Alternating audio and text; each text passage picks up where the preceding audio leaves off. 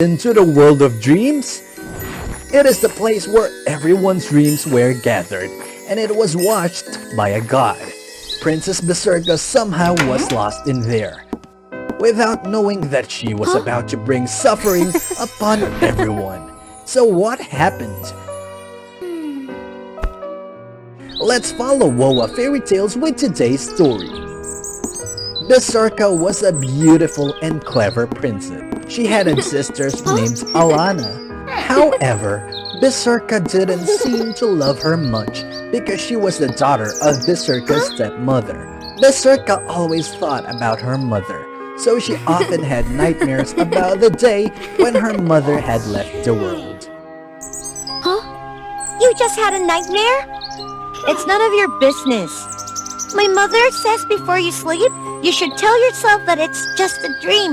Then you can control your dream. But don't step into the gate at the end of the dream. You will get bad luck. That's ridiculous.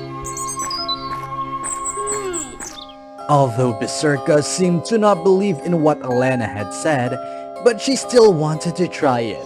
This is just a dream. Just a dream. This is just... What a ridiculous thing. How could I believe it? Huh? Unexpectedly, Berserka could enter the dream successfully. She eagerly controlled everything as she wanted. Suddenly, she saw a strange gate. For a second, she totally forgot what Alana had said. Crossing that gate, Berserka saw a sparkling tree. This was the Tree of Dreams, where all the dreams of humans were saved. Suddenly, she saw the dream of her father at the highest place. Because of the curiosity, she took it down to take a closer look. No! Stop it! Suddenly, another one appeared on the contrast direction, quickly put a nightmare on the place of the dream which had just been taken out. Not yet understood what was happening, she was pushed out of the dream. Berserka startled up, thinking that it was only a dream. However, suddenly she saw a strange man in her room. Who are you? Do you know what did you cause? What did I do? Who are you? How could you enter my room? I'm the one who watches the Tree of Dreams. You can call me Canon. My mission is to dismiss the nightmares and protect the nice dreams. Every night, the nicest dream will be placed on top of that magic tree.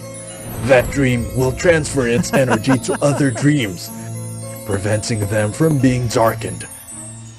Because she took the nicest dream away, so the god of nightmare took the chance to replace it by a dark dream. So, if the bad dream replaced it, what would happen? The Tree of Dreams will be darkened, and the god of nightmare will be its owner. He will make people stuck in the nightmares forever. I don't know it. I'm really sorry. Right at that moment, Princess Alana suddenly appeared without warning. I heard your scream. You had a nightmare again? But who is that? Being afraid that Alana would tell this to others, so Berserka tried to hide the truth.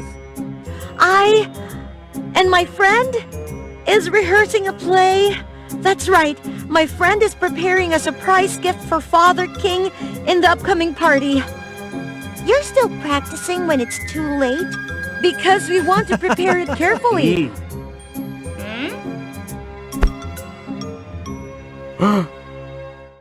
All right, quickly get back to your room and sleep.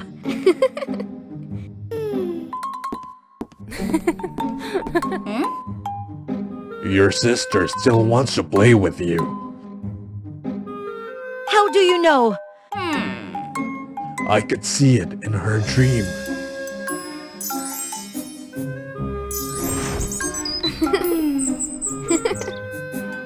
Back to our business. Now what do we have to do? Now, we have to get back there quickly. and stop him before it's too late. I lost so much of my magic power, so I won't be able to get back here directly. We can only get back there through your dream.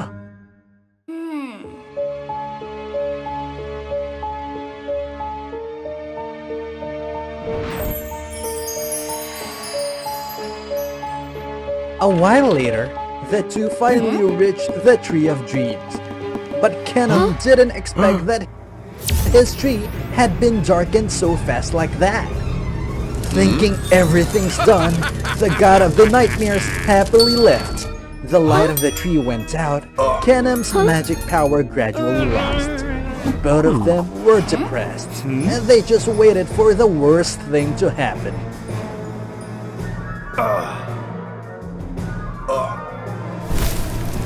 Now this world is mine. Slowly enjoy your nightmares. Suddenly, Berserka heard a laugh coming from the Tree of Dreams.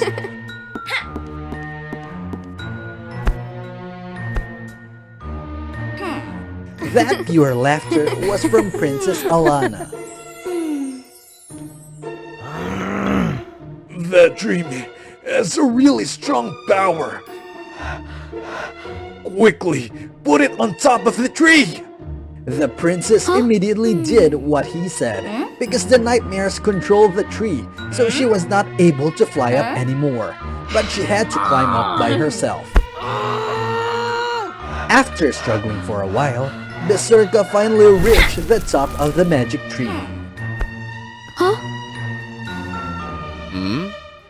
At that moment, the god of nightmare could also feel something, and then he immediately came back. Being back and seeing everything, he immediately rushed there to attack Berserka. Kenan tried to use his last weak power to prevent him. But at that moment, the god of nightmare still gained the upper hand. He easily defeated Kenan.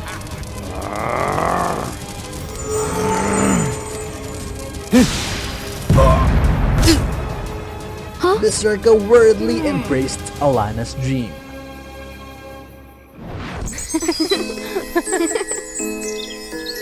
Suddenly, Alana's dream shone bright. The energy was quickly transferred around the Tree of Dreams. Thanks for that, Kenan could regain his magic power. He could immediately defeat the god of nightmares and send him back to his place.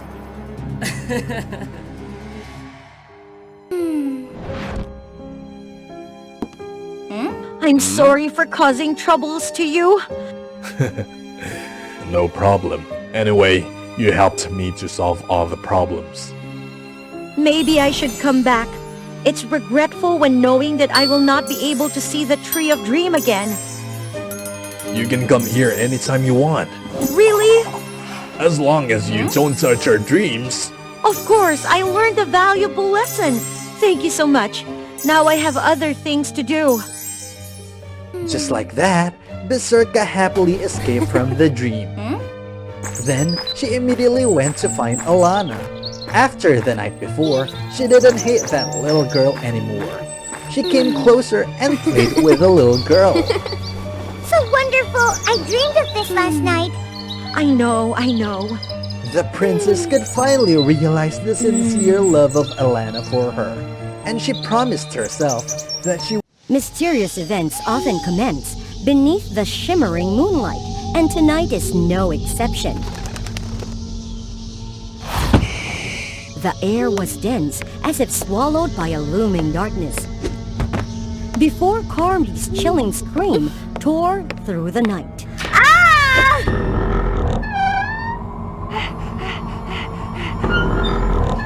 Is it a nightmare?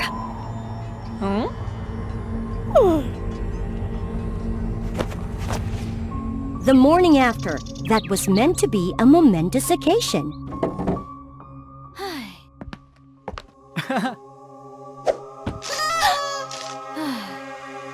Carmy, are you alright?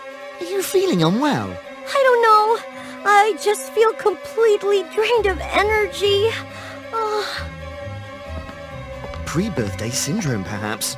How strange. Things started to look up when the well-wishers from their friends poured in. They were the ones Carmi had always supported throughout the years. Hey, Kebby, can you help me with this? Their friendship had endured for 15 years, ever since the day Carmi was adopted into Kebi's family as a child. Apart from Carmi's birthday, there was another significant event today.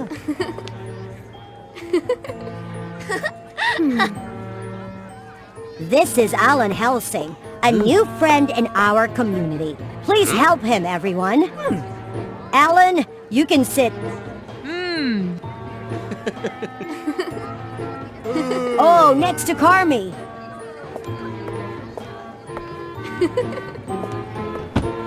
Hi, I'm Carmi. Alan's peculiar gaze sent Carmi's mind reeling. Excuse me, teacher. May I step outside?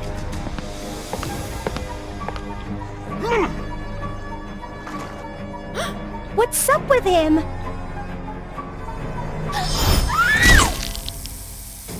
Looking back, Carmi's face and eyes appeared perfectly normal. Teacher! Maybe the teacher was right. I must be sleep deprived. Carmi, furious and disregarding the danger, rushed forward to intervene. This kid's tired of living, huh? Strangely, his punch did nothing to the petite girl. In fact, Carmi easily blocked and knocked him down. You! How can this be?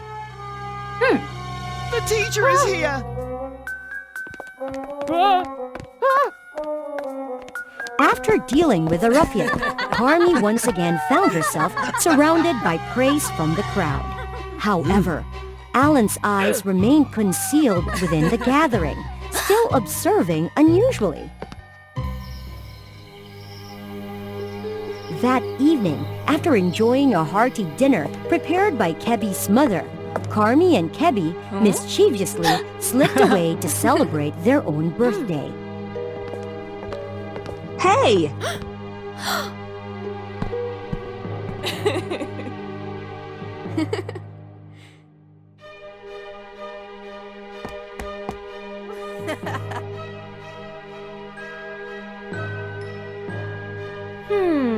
This was a yearly tradition for the two. Happy birthday, Carmi! Happy birthday, Carmi! Who said that? What's going on? I don't hear anything. It came from the edge of the woods. Can't you hear it?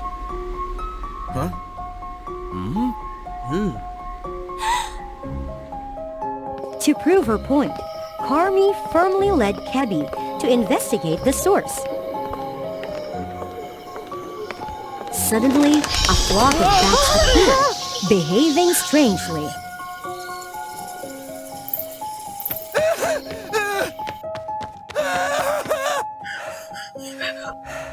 Can't you see? They're talking. Carmi explained to Kebi about the peculiar events of the day. I'm sorry, Carmi, but this is really weird. Do you see that tree branch? I feel like I could easily climb up there.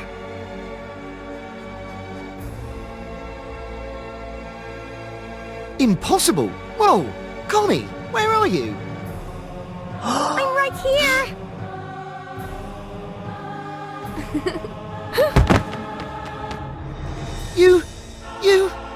You're amazing! You know, Carmi, you kind of seem, like a vampire. A vampire?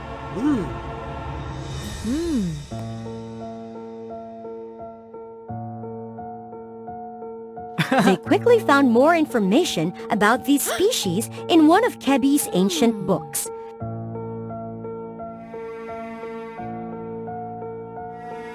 It It mentioned that vampires possess terrifying strength, unmatched speed, and the ability to communicate with bats and mesmerize others.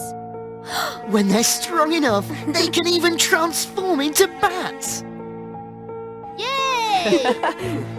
Too noisy. It's time to go to bed. This is our secret. However, things weren't as straightforward as they seemed. A few days later, when Kebby accidentally fell,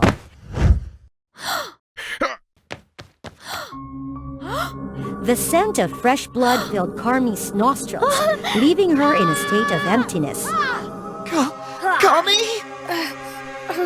When things returned to normal, Carmi panicked and fled, fearing she might unintentionally harm those around her.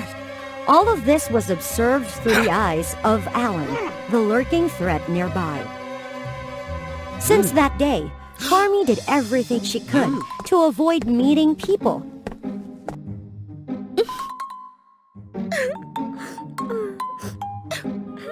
Carmi?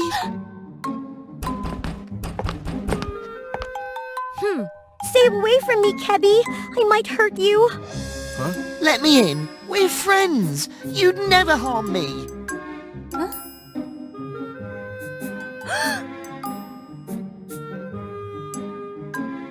Kebby's sincere words of encouragement helped Carmi overcome her apprehension.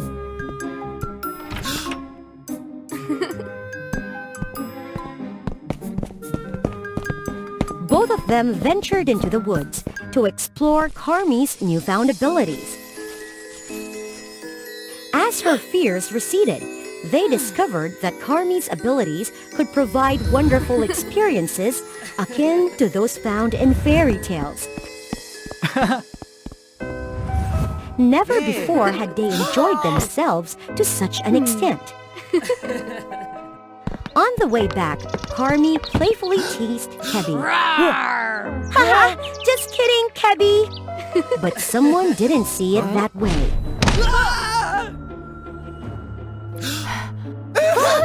The owner of that knife was Alan. Alan, what's going on? Get away from that vampire. How do you know? Why, of course. I came from a proud and noble lineage of vampire hunters. That's how. And today, you will be the first prey to continue my family's tradition. Alan, there must be some misunderstanding here. No misunderstandings at all. Watch this.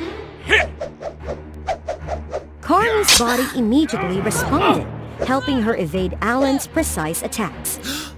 While she possessed the powers of a vampire, she struggled to use them effectively, and it was no easy feat to escape. This doesn't look good. Carmi's losing. Aside from direct combat, Alan swiftly set up traps to subdue Carmi. Carmi, be careful!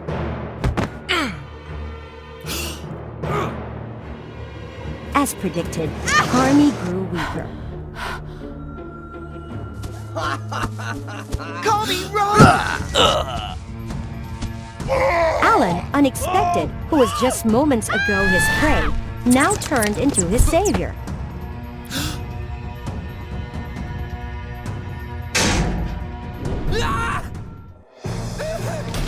Once Carmi saved Alan, she wasted no time. But difficulties don't dissipate so easily.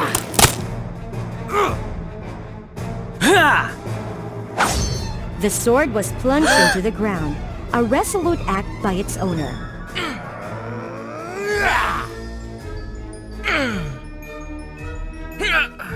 Thank you, but why did you do that? You're probably not as bad as I thought. Nevertheless, don't celebrate just yet.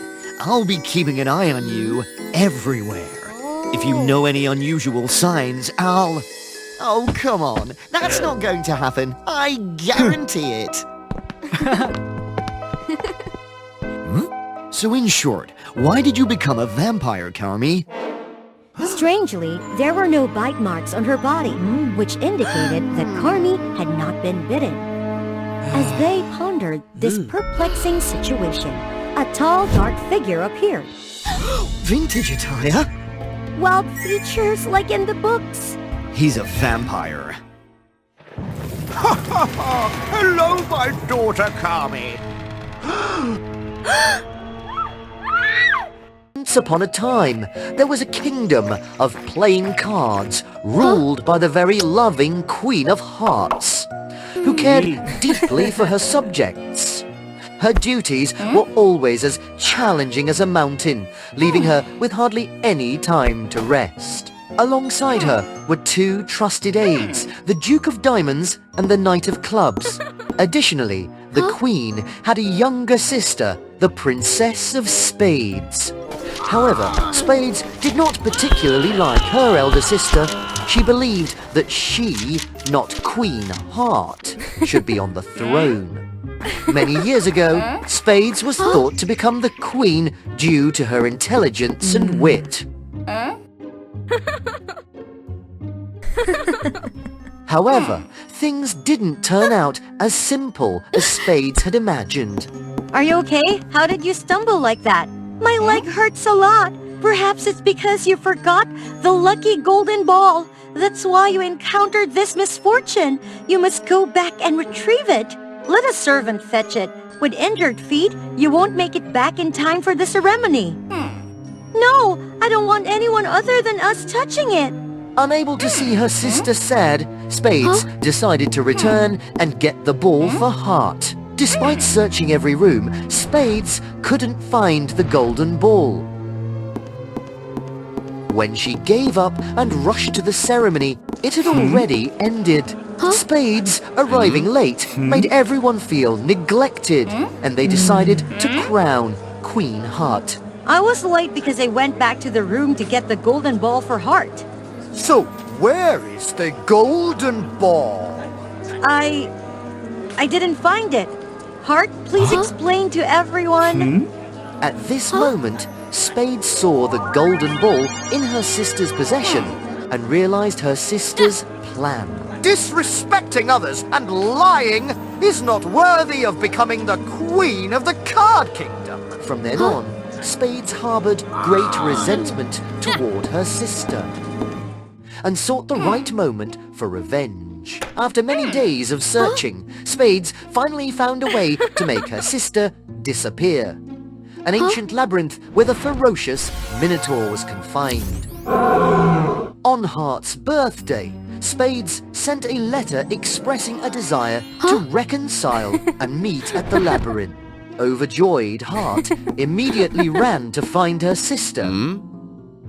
Spades had prepared by leaving the labyrinth gate open, waiting for her sister to enter. Spades claimed that behind the main gate was a gift she had prepared for her sister as a gesture of reconciliation.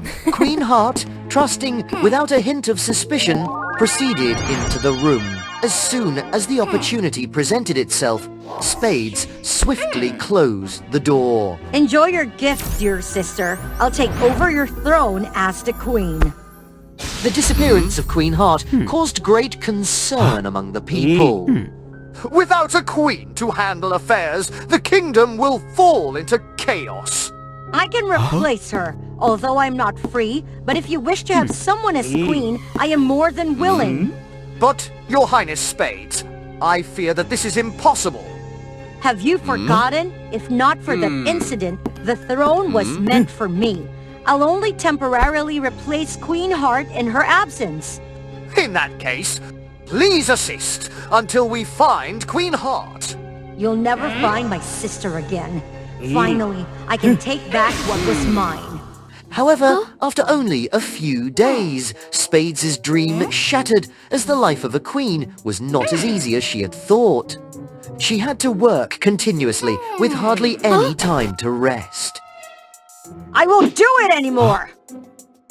You must, Princess. If you don't handle these matters, the kingdom will be at risk of collapsing.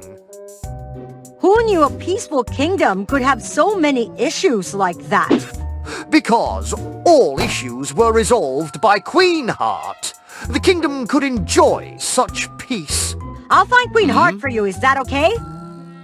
just wanted to be a queen. Spades had no intention of letting the kingdom of cards fall into ruin. Thus, she decided to return to the labyrinth to find Queen Heart. Hope that with her intelligence, my sister won't let that monster end her so easily. A while later, Spades finally reached the center of the labyrinth. To her surprise, Queen Heart was not only safe, but also playing chess with the Minotaur. Thank God you're still alive! Spades! I really enjoyed your gift. I've never had a holiday like this. Whatever, it's time for you to come back. The kingdom needs you. But I haven't fully enjoyed this vacation yet. Everyone in the kingdom needs you now. I need her too. She promised to play chess with me until I can win. She can't just leave after winning over 500 games. Let him win this game. No, because he only has one piece left. Besides, I don't want to deceive any innocent creature. I don't care. I have to take you back today. Spades decided to take Heart away, making the monster really angry. The monster immediately closed the entrance tightly. I can't let anyone enter or leave the labyrinth arbitrarily. Otherwise, my majesty as a monster would be completely lost. What do you want? If you can answer all of my 3 questions, I'll let you go. Fine, ask quickly. The first question. I have 4 legs in the morning, 2 legs at noon, and 3 legs in the evening. What am I? A human. In the morning, you crawl on all 4s as babies. At noon, you walk on 2 legs. And in the evening, you use a cane, making it 3 legs. Fine, what about this one? I am a cup of water, and I am full but have no water. What am I? A leaking cup with no bottom. You're really good. I'll find a more difficult question. If you're going to ask questions from that old book, I already know all the answers. In that case, I won't quiz you anymore. The question will be about honesty. Whatever you ask, the result will be the same. Who does Heart love the most? When Heart was about to answer, the monster immediately casted a spell, preventing her from speaking. This is the question for Spades. The question made Spades hesitate a little bit. In the past, Spades had always believed that Heart cared for her, but after that incident, she wasn't sure if Heart truly loved her. Maybe Duke Diamond? Because he has always taken care of everything. You're wrong. Then it must be the Knight of Clubs, as he always stays by Heart's side to protect her. Still not correct. Then who is it? It's you, Spades. You lied. Until now, you still want to deceive me? At this point, Heart explained the reason. In the past, she ascended to the throne as the queen because of Spades. Spades, naturally lively and unsuitable for sitting still. Heart was so worried that Spades wouldn't be happy when she became the queen, burdened with the responsibilities of the crown. Therefore, she wanted to take that responsibility for her sister. However, it caused a crack in their sisterly bond. I'm really glad you changed your mind and came to find me. Did you know from the beginning that I was deceiving you? Why did you still try to come in? Because I think it's time to return what belongs to you. Please, let Spades leave. I will stay here with you. Otherwise, I won't play chess with you anymore. All right, anyway, I only need her to stay. You can go, Spades. Saying that, the monster opened the exit for Spades to leave. I'm not going to be the queen anymore during the days without you. I've done enough. Suddenly, Spades pulled Heart and ran away. If that's the case, then no one is allowed to leave here. When the monster was about to attack, a figure rushed in to block the blow. That was the Knight of Clubs. It turned out that Duke Dinamond had always suspected Spades. So he secretly sent the Knight of Clubs to follow her and find the Queen. Under the skill of the Knight of Clubs, the monster was quickly defeated. Don't harm him! He's just so lonely. That's why he wanted me to stay and play with him. Minotaur, be good and stay here. When I have time, I'll come and play with you again. Really? I promise. So, in the end, the monster allowed everyone to leave. Since then, Heart and Spades resolved all conflicts and became as close as before. In addition, Spades helped her sister share some of the works. Once upon a time in the distant kingdom of Anmac, there existed a mischievous tribe of fox spirits living apart from the human world. The fox spirits, who were well known for their intelligence and agility, possessed a tail capable of creating extremely useful fire. However, in opposite to their ferocious appearance, the fox spirit tribe was really gentle and kind. During the night, they used their tails to create warm fires that illuminated and provided warmth for the entire kingdom. The fox spirit clan had always lived in secret, deep within the forest. However, recent rumors began to spread that the fox spirits were attacking humans. At the same time, human was also in panic and fear because many of them had mysteriously lost or been killed without clear reasons. Thus, the human started to doubt that the mysterious fox spirit tribe living deep in the forest had murdered them. The fox spirits are the culprits. We were chased by a fire of fox spirit. The villagers were terrified and determined to overthrow the fox tribe. Besides, the tribe of fox spirits became more mysterious with the appearance of Sophia, the fox princess. She was so beautiful, with 9 tails that set her apart from her own tribe, who only had 1 tail. The unique appearance attracted many discussions among the foxes. Our princess has a really unique tail. What good is having 9 tails if you can't create fire? It's useless. That's the fact. Sophia was born in a mysterious red moon night with 9 beautiful tails, but she possessed no special magical abilities, not even the power to create fire. This worried the king and queen as they feared for Sophia's future without any extraordinary powers. Under the protection of the king and the queen, Sophia grew up happily.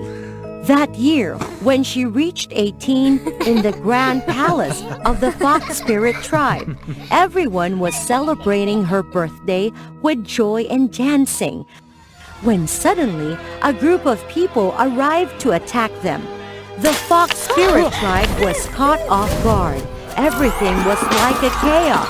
Everyone ran away in panic.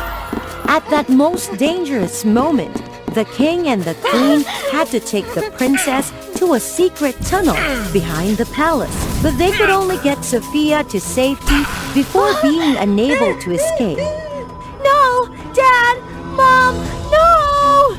Poor Sophia, in just one night, lost both her parents and her entire fox tribe. She ran through the night in tears before being exhausted and fainted. In her dream, the king and the queen appeared right in front of her. "Oh, my little princess, I'm so sorry." Run far away. Find a safe place and live well. We will always be by your side. Dad? Mom?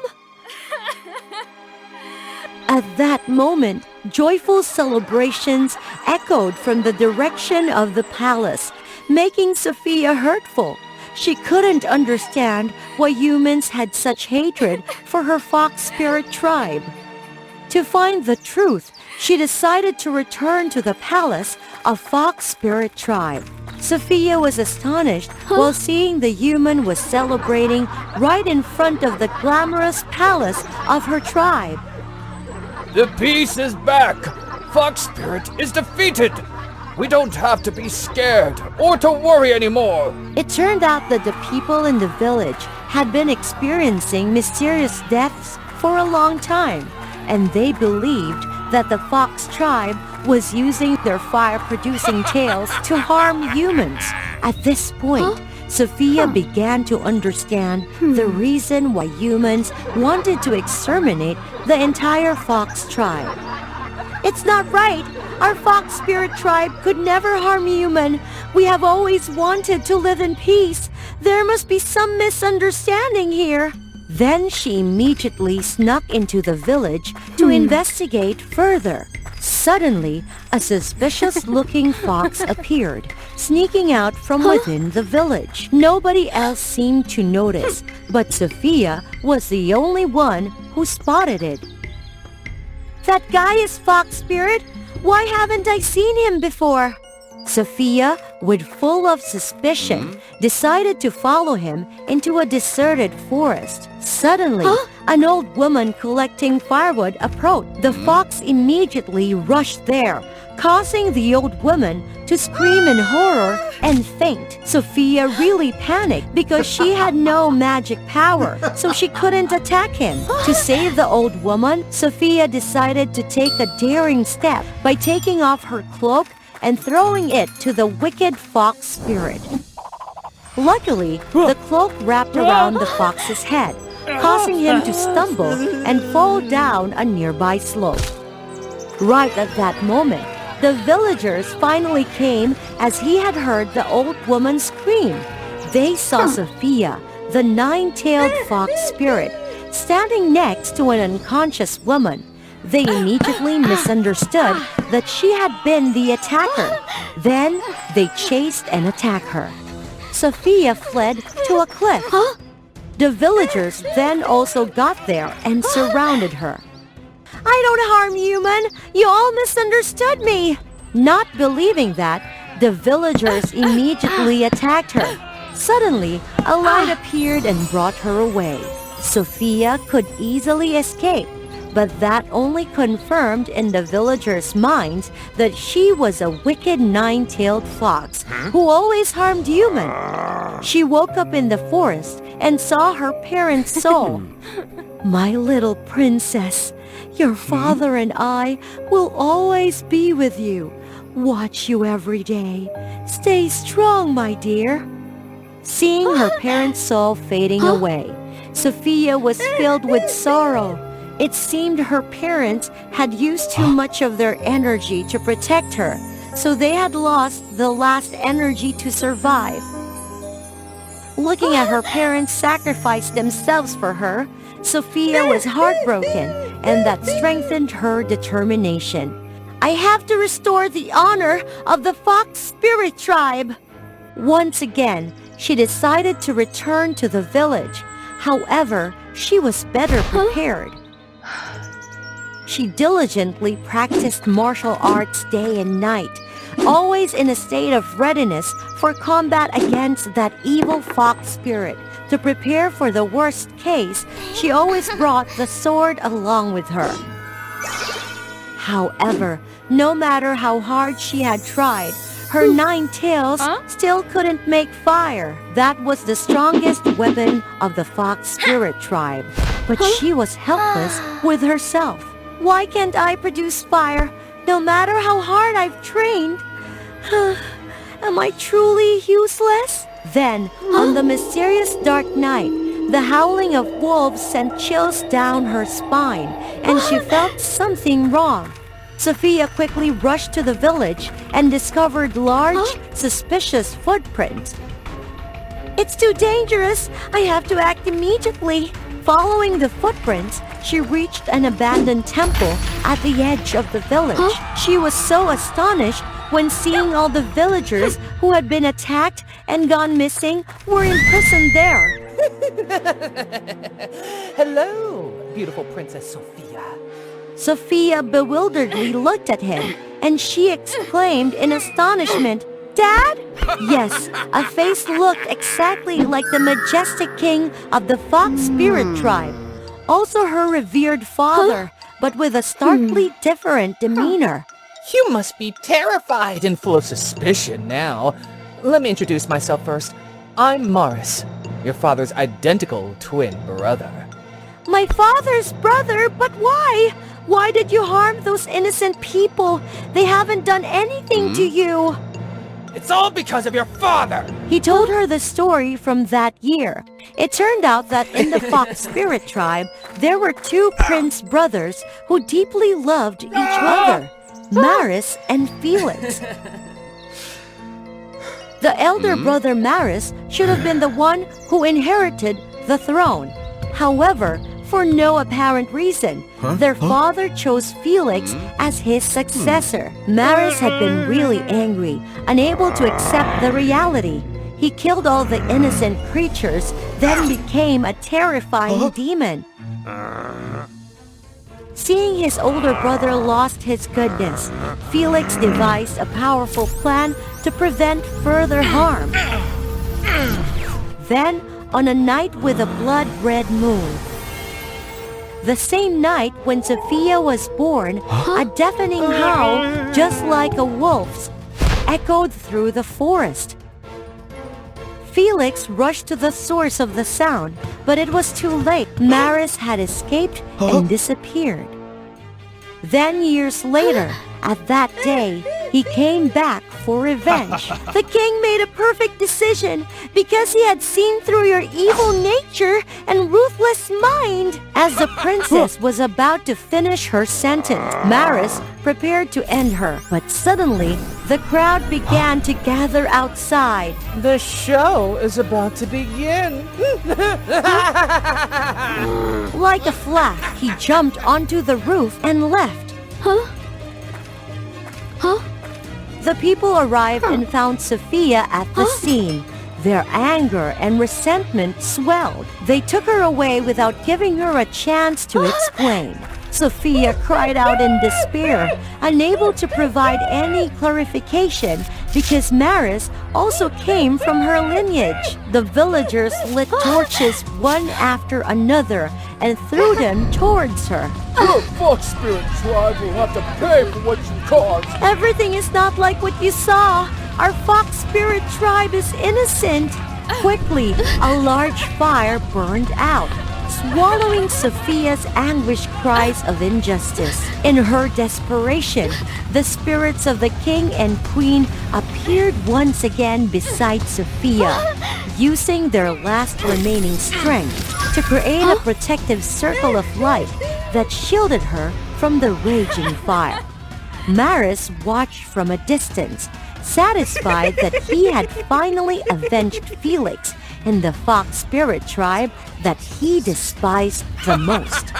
The sky suddenly darkened and the moon turned blood red. Maris's bloodlust surged even stronger. With a maniacal howl, he went on a rampage, attacking everyone around, creating chaos. The horrific scene unfolded before Sophia's eyes, igniting a burning rage within her.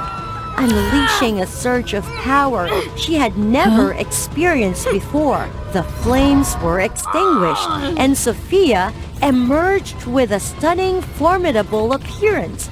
She was breathtakingly beautiful, with 9 fiery tails.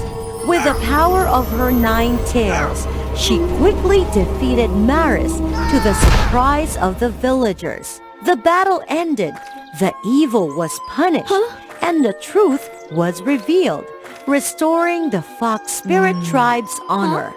And Human had a different look at the Fox Spirit. Sophia took the throne to lead the kingdom. She allowed humans and Fox Spirits to coexist peacefully. Her parents were proud of her. Then their souls faded away forever. The life source of all creatures on Earth, the deity Aquarius bore a grand responsibility, controlling 2 sacred urns, bestowing water upon the world. The pure white urn symbolized refreshing and bountiful rains, while the black urn represented drought, meant to be poured into parched lands overexploited. Though wielding limitless power, Aquarius always felt stifled under his mother's watchful eye. She yearned for a day of liberation to act upon her desires freely. Join WOA Fairy Tale to follow the chronicles of Aquarius. Beside Aquarius stood her younger sister named Natalie. Their mother favored Aquarius above all, leaving Natalie in the shadows. Everyone claimed Aquarius possessed greater talent, an innate aptitude for water magic, thus deserving the sole right to command the 2 urns. This brewed animosity between Aquarius and her sister. The celestial queen, Aquarius' mother, ever guided her in the delicate balance of ecosystems across the planets. Be cautious, my child. Excessive water from the white urn will lead to calamitous floods, while overusing the black urn will result in relentless drought. I know, no need to reiterate. Aquarius remained reserved and obstinate, convinced her mother only wished to suppress her might. One day, as the Celestial Queen attended a gathering among the celestial beings in the galaxy. Today, you must not pour water onto Earth without my return. And at her most desperate moment, Ryan appeared. Hey, you must wait for Mother to return. Leave, it's none of your concern. You're insane. Without Mother, you're powerless. I said go away. The pleas for rain echoed throughout the Earth. Some places were inundated, necessitating the black urn for balance, while others suffered arid desolation, craving the white urn's mercy. Humans whose entreaties remained unanswered turned to worshipping deceptive spirits.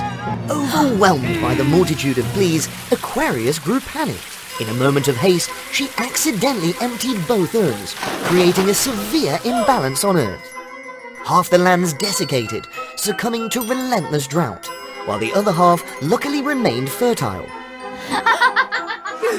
This time you've truly messed up.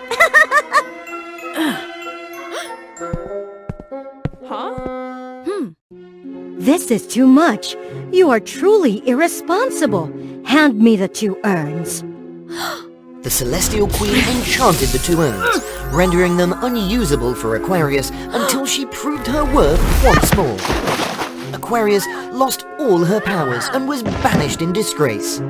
Upon awakening, she found herself on Earth. However, when attempting to summon rain, Aquarius found her white urn utterly dry. How maddening! It's because my mother held back my powers, rather than letting me wield these urns freely.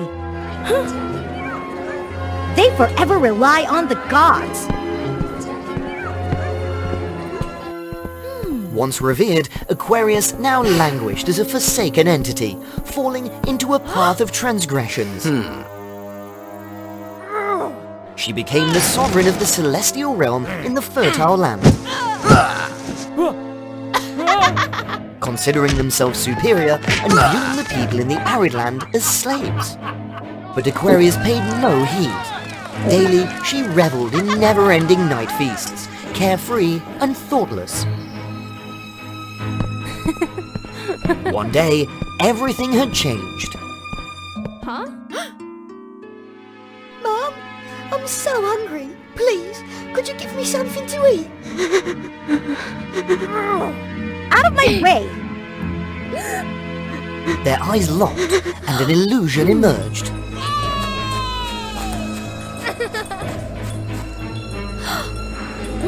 Here, eat and be gone.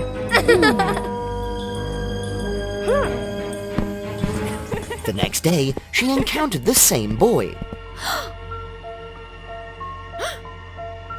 Please help us. This boy is critically dehydrated. I led him to find water, but he collapsed midway, unconscious. For reasons unknown, Aquarius could not forsake the boy. She strained her ears to listen to the sound of water flowing beneath the earth. Aquarius and Iris together dug into the soil, uncovering an underground spring and successfully rescuing the boy.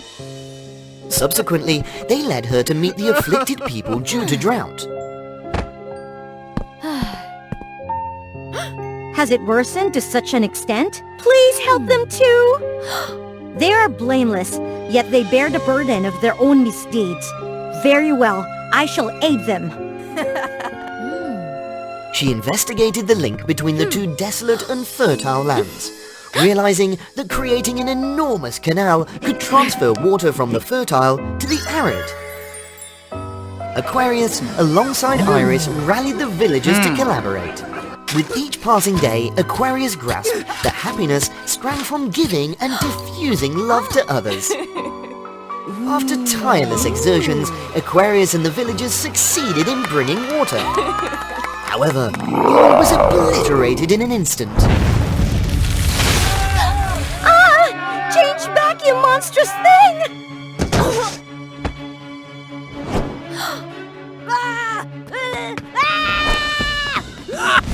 Wait for me, Iris! Although she lost all her power, Aquarius tirelessly endeavored to save the innocent people. Be a good boy. It was you all along. Did you release this monster? I remember now. At home, I saw you nurturing this creature. You even fed it. You're heartless. Hey, sister! When will you ever understand? Are you trying to harm these innocent people? Yes, you're the best, right? But look at you, who got exiled in the end. Why does Mother always trust you? Love you more than me. What do you have that I don't? I only have one sister, you! Yet you left me to live in solitude, never offering solace.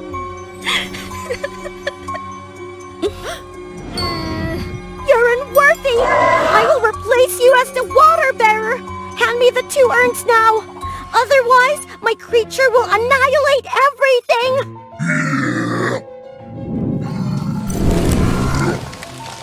Yet giving the urns to Natalie entailed Aquarius losing her status as a fairy forever, forever barred from returning home. No way! Fine, it's your choice! In her anxiety, Aquarius glanced at the faces of the innocent people and reminisced about her moments with Iris. Stop! Spare them from suffering again! Fine, I accept!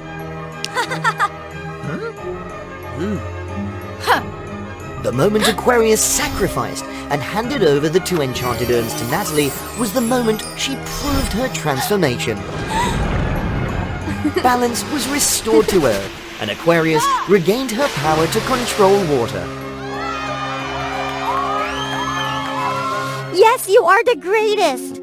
Why can't you ever understand, sister? Why are you still willing to harm these innocent people? I will never forgive you, Natalie.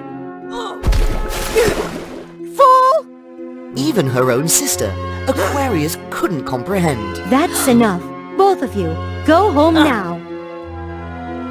Aquarius wanted to bid Iris farewell one last time, but she couldn't find her anywhere. Returning home, the Celestial Queen banished Natalie. The girl didn't bother explaining anything. Aquarius, my child, I have consulted with the gods in the galaxy, and it seems you are ready to become the official water bearer. Wow!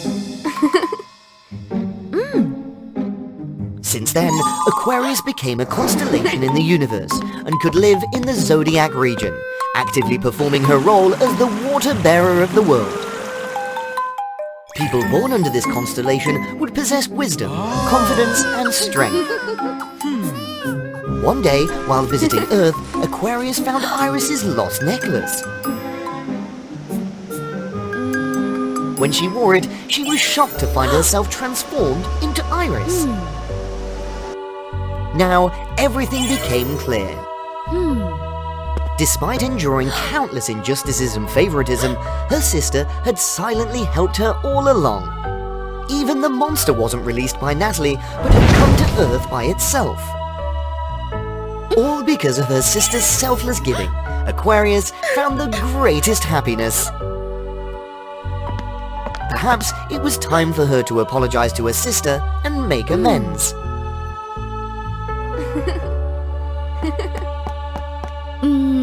Beautiful Princess Psyche, the youngest princess loved by the king. Princes of neighboring countries eagerly asked to marry her with countless precious wedding presents, but Psyche still refused. She wanted to find a true and sincere love. One day, Psyche was absorbed in following a 7-color butterfly and got lost deep into the forest. Suddenly, from the bushes came a very scary sound. Psyche worriedly ran away, but unfortunately, she was tripped over a tree branch and fell to the ground.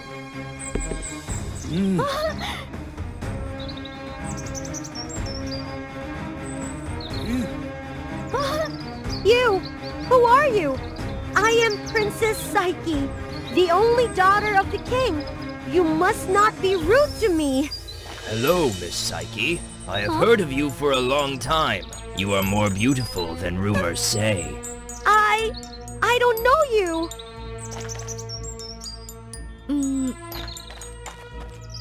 Van stretched out his hand. The vine sprouted and curled around the princess. Help me! Help me! A young man appeared out of nowhere, shot an arrow into the vines, causing Van to scream in anger. Who dares to sneak a shot at me?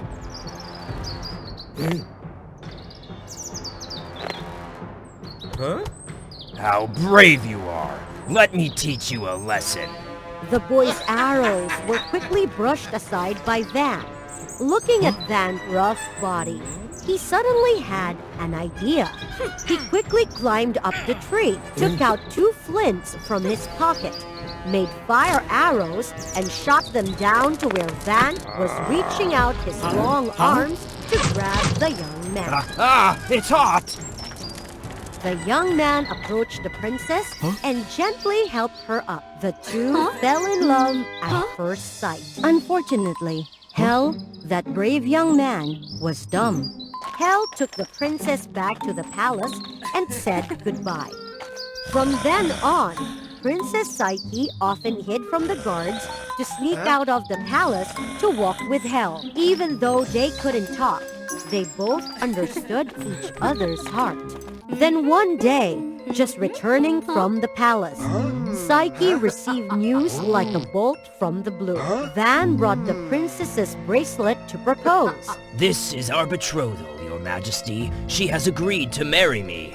In Wales, as long as a girl gave something of hers to a man, it meant that she had agreed to marry him. Psyche froze, checking her hand, the bracelet probably falling when she tried to chase Van away. The only person who could testify for her was Hel, but he was dumb. The pained Psyche could only cry and lock herself in her room. The king loved his daughter very much, but there was nothing he could do to save her from this marriage.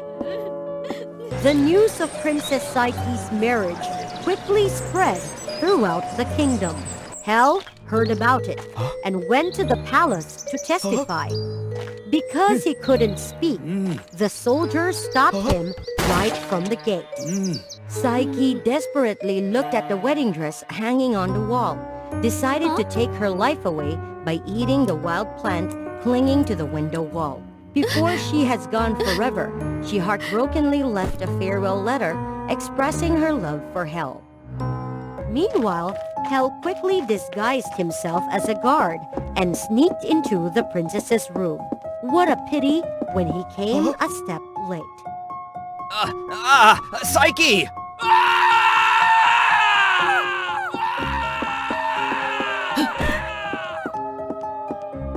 The king looked at his beloved daughter, who had left the world in pain, and he collapsed. Please take care of her body. I will find the goddess of life and ask him to connect her lifeline. Hell overcame thousands of waves to reach the sacred tree, where there were 3 goddesses of life: goddess of past, goddess of present, and goddess of future. Please tie Psyche's lifeline. I will pay any price for you to do it. But all 3 goddesses shook her heads in denial. We can't interfere with human life. You had better go home. Go to the underworld, steal the box containing the fire of Psyche's life. But it is forbidden to open that box in the middle of the road. Remember to bring a piece of cake for the 3-headed mastiff when you go through the gate. Hell bowed his head in thanks to the goddess of the past and began his journey to the underworld again. Hell alone climbed the pass and waded through the forest in the dark to reach the underworld, where people were afraid just hearing the name. On the way to the underworld, he passed through a forest, accidentally encountered a tiger trying to attack an old woman. He immediately raised his bow and shot. Thank you, young man. I have nothing in return. I would be very happy if you accept this little bread and honey from me. Oh, this is exactly what I need. Thank you very much. Hell said goodbye to the old woman and went into the deep forest. A short distance away, he came across a witch who was being crushed by an old tree. Help me! Please help me! I give you this magic cloak. Put it on. You will become invisible. It can go anywhere if you give the order. When Hell had just walked to the door of the underworld, he heard the growl of the mastiff. Hell quickly threw a piece of bread covered with honey to the dog, causing the dog to obediently lie down to eat. Hell gently went deep inside, looking for a place to store the fireboxes of life. Among thousands of boxes, Hell finally found a box named Psyche. I finally found you. Psyche, wait for me!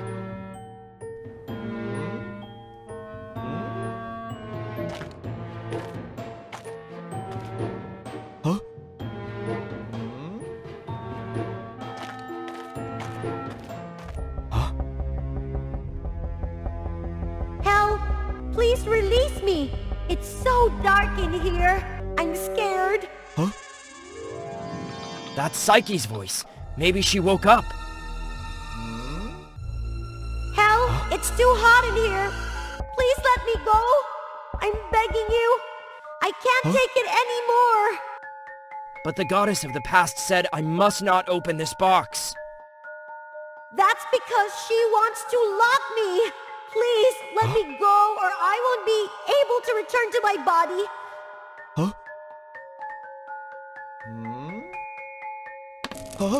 Haha, I'm finally free.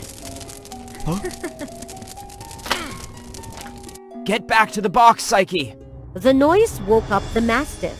It sniffed and chased after Hell.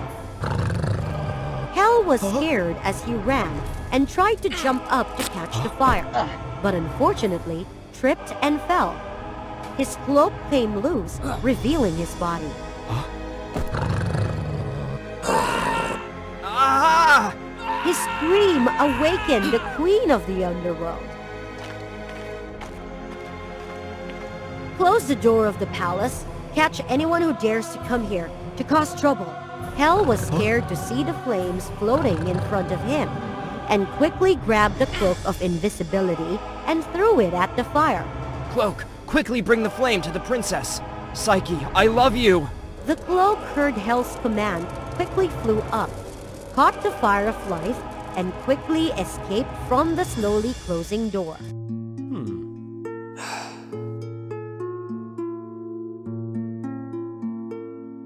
Your Highness, I accept all punishments from you. Very well. I will tell you the price of trespassing here. Hell was quickly tied to a hot copper pillar. Meanwhile, the cloak also brought the flame of life back to Psyche. The princess woke up to the amazement and joy of the kingdom. Unfortunately, when she returned from the dead, she forgot all her memories, even Hell. Who am I? Where am I? Would Hell escape from the flaming underworld to return to the princess? And would the princess remember the deep love that In a western village, there lived a couple of witches living happily together with their daughter, Wanda.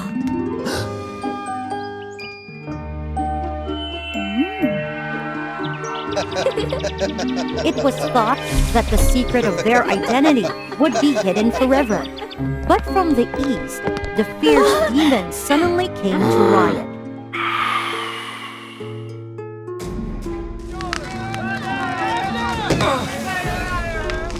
Seeing the urgent situation, Wanda's family was forced to use magic in front of the people. However, in order to protect everyone, Wanda's parents willingly accepted to use all their strength, trying to block the strongest magic attack from the Demon King's magic stone.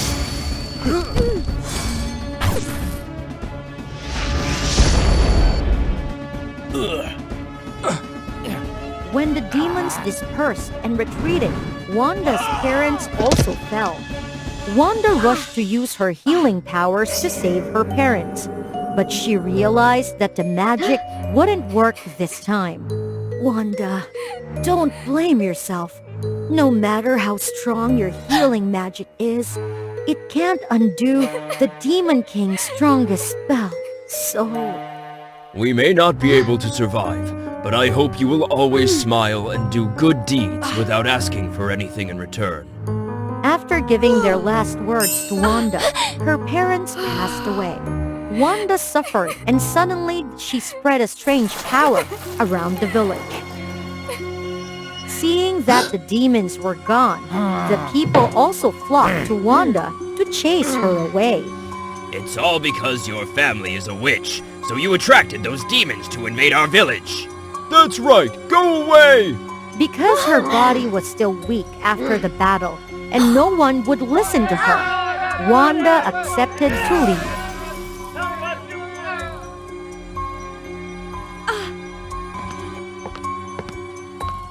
After a year, Wanda lived far away from the villagers and suffered a bad reputation, but she always silently helped them.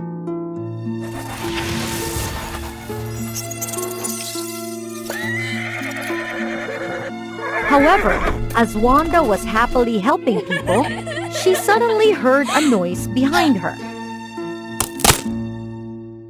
As it turned out, it was a friend of the knights Wanda had just saved, named Vic. Returning a few hours ago, while his friends were dehydrated from fatigue,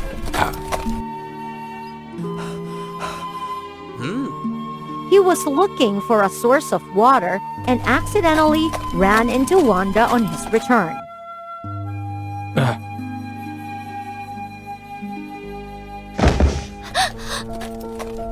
Sorry, but are you a witch? Oh no, he saw me saving them. If I let him know that I live by, the people will know and chase me away. I have to hide first. Thinking about it, Wanda rushed to escape, but Vic also quickly chased after her. Of course, Vic's speed still couldn't match Wanda's, so he was gradually left behind and accidentally fell into a bottomless swamp. Oh no! Help me!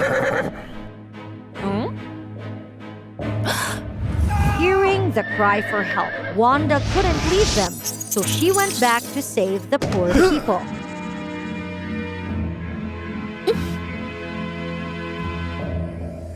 Please do not go. I just want to thank you for your noble deeds. And I don't think you are the evil witch, Wanda. How do you know I'm Wanda? Because when I came back to the village to visit my hometown, I heard a story about an evil Wanda witch's family living near the forest that attracted demons a year ago, but they were chased away.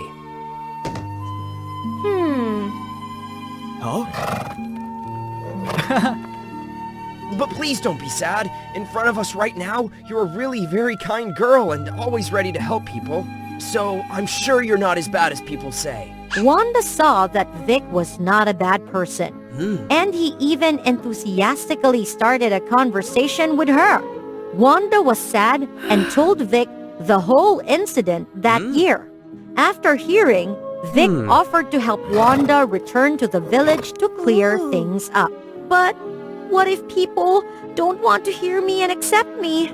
I'll help you. Moreover, you are very kind and benevolent.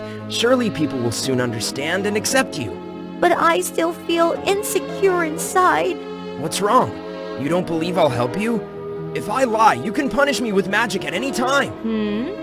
Well then, I'll try to bet on going back to the village this time with you.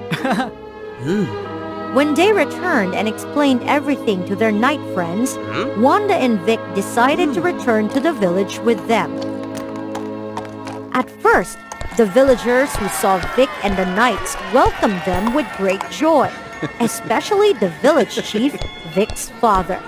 However, when Vic told them that Wanda was a good witch and that her family had helped everyone a lot, they all denied it.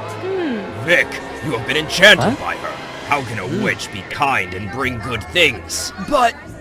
Everyone, let's chase her away! Not believing Vic and Wanda's explanation, the village chief and the villagers began to chase her away. But an incident happened when the fire in the hand of a villager accidentally burned a nearby house. This caused the roof of that house to almost fall over a child. But thanks to Wanda's agility and magic, the child was safe.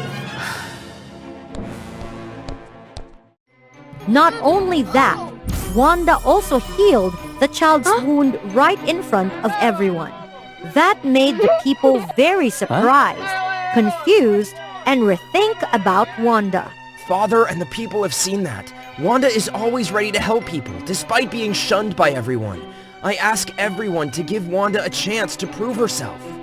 Finally, being moved by the hearts of Vic and Wanda, the people also agreed.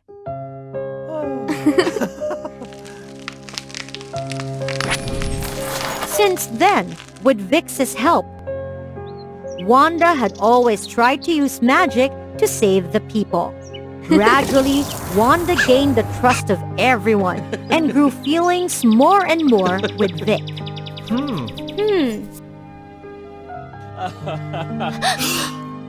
Hello, darling. I have this flower for you. Thank you very much.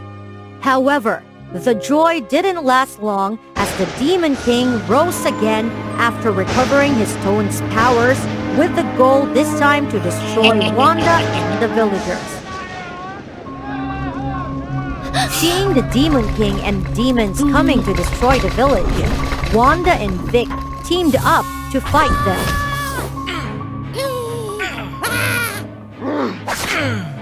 However, no matter how much Wanda tried to fight, her strength was still limited and she couldn't confront the Demon King directly. So in the end, she was defeated. In order not to want anyone to support Wanda anymore, the Demon King pushed Vic away. However, Vic realized that the stone in front of the Demon King's chest was the source of all his magic. Before letting the Demon King defeat Wanda, Vic tried to control him. You idiot! Get off me! Otherwise I will not spare your life. Even so, I won't give up and let you hurt my lover. Besides, I will personally eliminate you to save everyone. Saying that, Vic removed the stone of the Demon King's chest from his body, causing a great power to be released and detonated. Seeing Vic injured, Wanda rushed to him to heal the wound. But again, because the dark magic from the Demon King's stone was so strong, Wanda still couldn't save Vic, just like she couldn't save her parents before. Wanda, don't cry. I always want to see your happy smile in the morning. To be with you hand in hand to help people. And to greet my darling every day. Maybe those words are impossible now. But I still wish you to live happily with the people you love. No, Vic. We will say hello every day. Help everyone and live happily until the end of this life, as long as you stay with me. Wanda, I'm sorry. After burying Vic, Wanda was always in a sad mood despite being encouraged and helped by the people.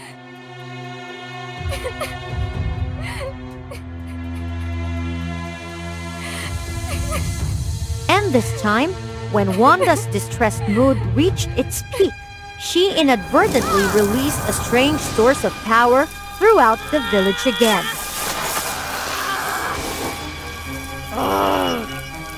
A light suddenly shone in Wanda's direction, and a familiar voice rang out. Hello, darling!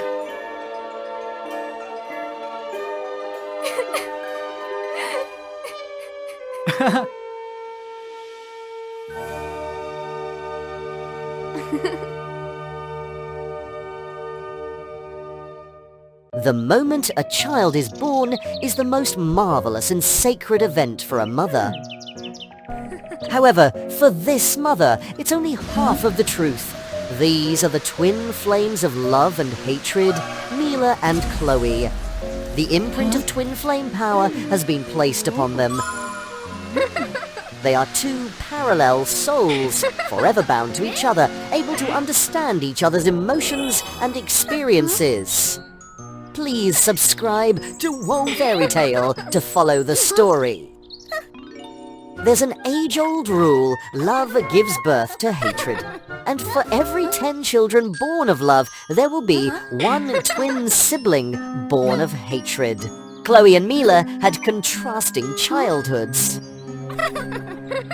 Chloe couldn't make friends or get along with anyone. Mila, on the other hand, was incredibly cheerful and friendly, easily winning everyone's love. Mila received all the love and attention from their mother, while Chloe only received indifference.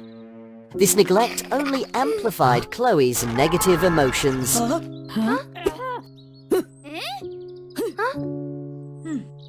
Mila always tried to comfort Chloe, but it couldn't diminish her sadness. Unfortunately, the twins' mother passed away in an accident, leaving them with no one to lean on. Despite their different personalities, their twin flame connection prevented them from abandoning each other.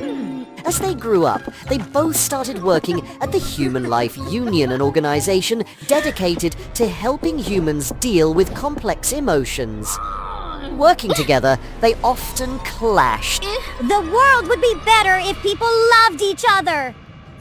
But without hatred and ambition, humanity can't progress. The conflicts escalated, leading to them no longer talking to each other. Everything changed on their birthday. Is this a resurrection stone? Yes, it can bring back the deceased for 24 hours and is activated on the owner's birthday. That's incredible. Thank you so much. If you ever need assistance, come to see this wizard. Mila wanted to see her mother again. Alin, alak, and sabut. There were many things she wanted to say to her, especially a belated farewell. However, this stone belonged to dark magic that Mila was not familiar with, and she couldn't complete the resurrection spell.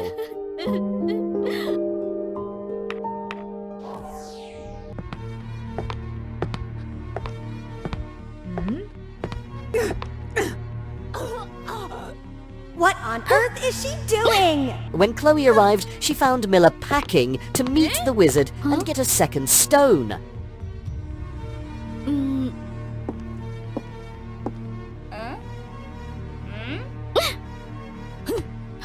You're insane! Why resurrect that wretched human? You know how much pain she caused me. But I loved our mother unconditionally. And I believe deep down you still have some love for her, right? Come with me! Chloe hesitated and reluctantly agreed.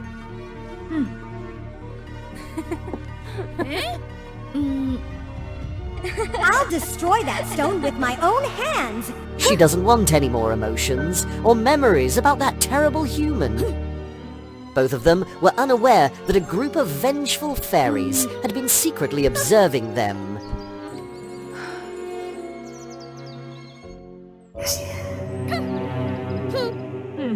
They entered the human world and inquired everywhere about the whereabouts of the wizard. Despite the time constraint, Miller continued to help people.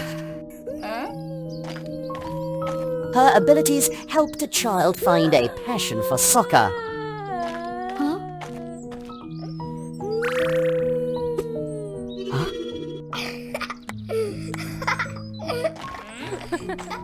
A mother used all her willpower to get to the hospital in time. Two lovers overcame their differences to be together.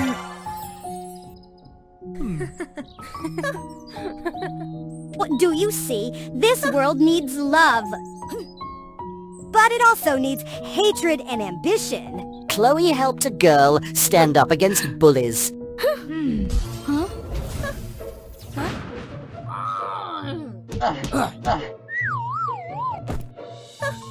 And a police officer successfully caught a robber. Both of them began to understand each other's importance and the necessity of balancing their abilities. Along the way, they reminisced about the memories they shared with their mother. Although Mom criticized me and showed favoritism, it motivated me to excel. And Mila has always been there, never abandoning me. Finally, they met the wizard. The stone has already been purchased by someone else, but I can create a new one from your angelic wings. I agree. You're being selfish. If you lose your angelic wings, you can't help anyone anymore. And all for a few hours with Mother. It's not worth it. But love makes me blind. It makes me selfish. You wouldn't understand. Huh?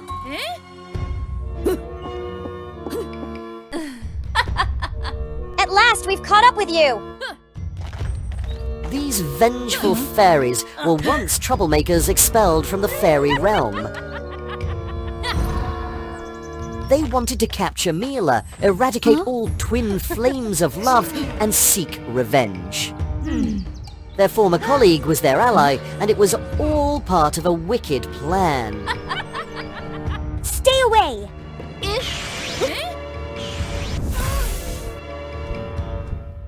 In the process of fleeing, Mila's angelic wings were torn, and time was running out. With her wings in tatters, she could no longer use them for the resurrection spell. Those malicious fairies were relentlessly pursuing them. Have all our efforts been in vain? The last time I saw her cry like this was when... Please don't cry anymore!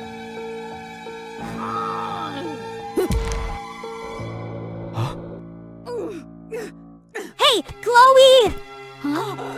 And now I understand why love makes people blind. The wizard couldn't let Chloe's efforts go to waste, so he quickly performed the spell. After all their hard work, Mela was finally able to meet her mother, but she had to sacrifice so much. Mom, I regret it so much. I didn't want Chloe to sacrifice like this. I'm the one who is wrong. After I passed away, Chloe burned her diary by my grave. In the end, I was able to give it to you, my daughter. Mila read every secret in Chloe's diary, revealing how they felt about each other. Despite her mother's abandonment, Chloe understood the extent of the love her mother had for Mila.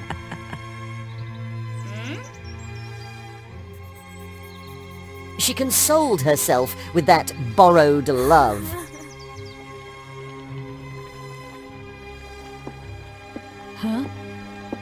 Even though she claimed to hate her, deep down, Chloe still had some love for her mother. Chloe had a list of things she wanted to do with her mother, but couldn't due to her indifference. Reading that list, Mila was touched to realize that Chloe had become a second mother to her. Chloe had always cared for her that way, but their different beliefs kept her distant from her beloved twin sister. I promised to convey our mother's apology to Chloe. Huh? At that moment, the vengeful fairies stormed into the cave. Mila, bursting with the power of love, emitted a blinding light and defeated their enemies. From now on, let me protect you. She invaded Chloe's consciousness, reminding her of the warmth of her love. You are my twin flame, forever like this! Chloe regained her strength through the warm love.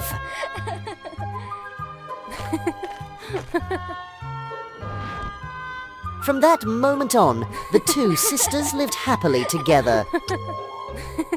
Once upon a time, in a vast and magnificent forest, there stood a grand and majestic castle. It was the dwelling place of the unicorn tribe. The Unicorn King had a remarkably beautiful princess named Maya. She was cherished and doted on by her royal father. Maya was innocent and pure, to the extent that even the birds dared not sing loudly for fear of startling her. However, nobody is perfect. And Maya could be stubborn and clumsy at times, which often led to comical situations. As time passed by, Maya turned 18 and blossomed into a more beautiful and radiant young lady than ever before. Her unicorn horn shimmered in 7 dazzling colors. Nevertheless, her horn became sharper and more powerful, making people somewhat wary of being near her. During a training session, Maya accidentally injured one of her attendants with her horn. This filled Maya with deep remorse and self-doubt. Oh no! Therefore, the Unicorn King wished to find a perfect husband for Maya, someone who could take care of her and govern the kingdom in the future. Quickly initiate the contest to find a suitor. Excited by the news, many princes from neighboring kingdoms visited to apply for the competition. They all hoped for a chance to catch Maya's eye. Wolf Prince Mello was the first to have an audience with Maya. Your Majesty, beautiful Princess Maya, today I have brought you a multitude of splendid outfits made from the fur of rare creatures. I have something for you to see as well.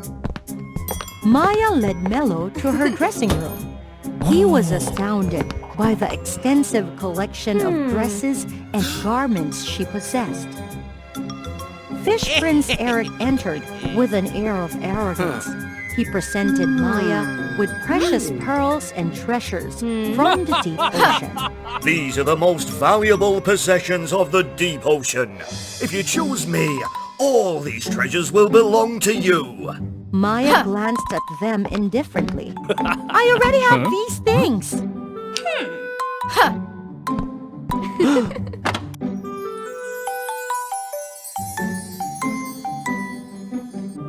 Eric felt embarrassed and quickly departed.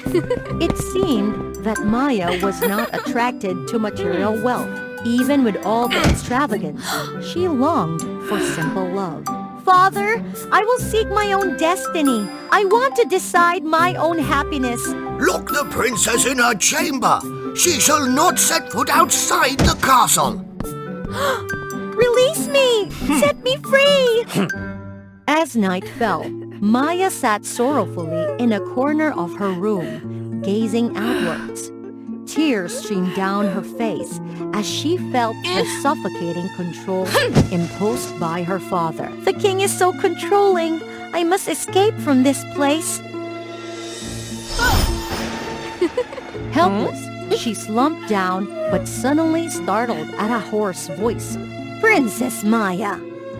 It turned out to be Amel, the elderly attendant. Amel was the closest person to Maya after her royal father. Having cared for Maya since childhood, she held a deep affection for her. Oh, Amel. Princess, leave here quickly. Go seek the happiness you've longed for. Thank you, Amel. Maya felt liberated and joyfully ran out of the castle. Under the veil of a mystical night, Maya ran swiftly, not knowing where she was headed. But she believed that escaping the castle would lead her to happiness. Unexpectedly, Maya stumbled and fell into a deep pit. She struggled to find a way out. Is anyone up there? Please help!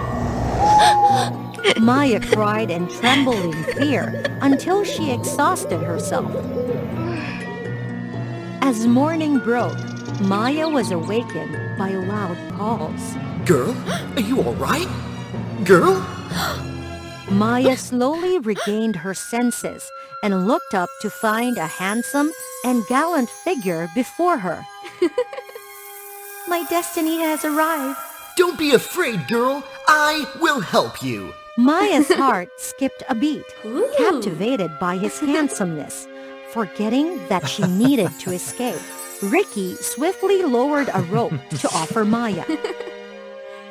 Hold on to the rope tightly and climb up quickly.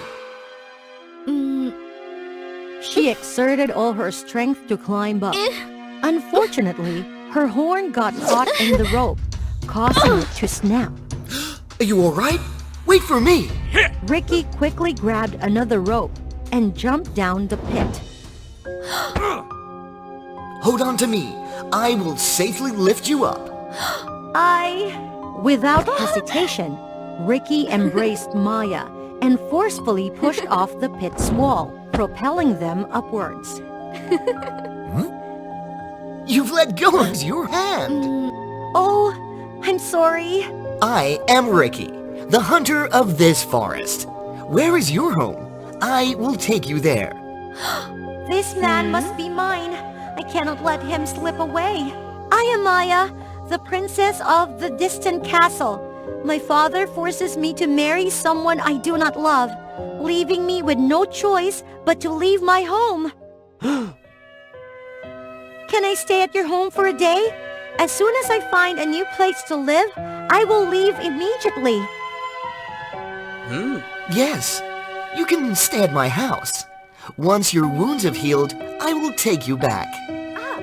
My plan to find a husband is about to succeed. Ricky led Maya to his home, a grand castle that was no less magnificent than where she lived. Your home is splendid. It is vast and ancient.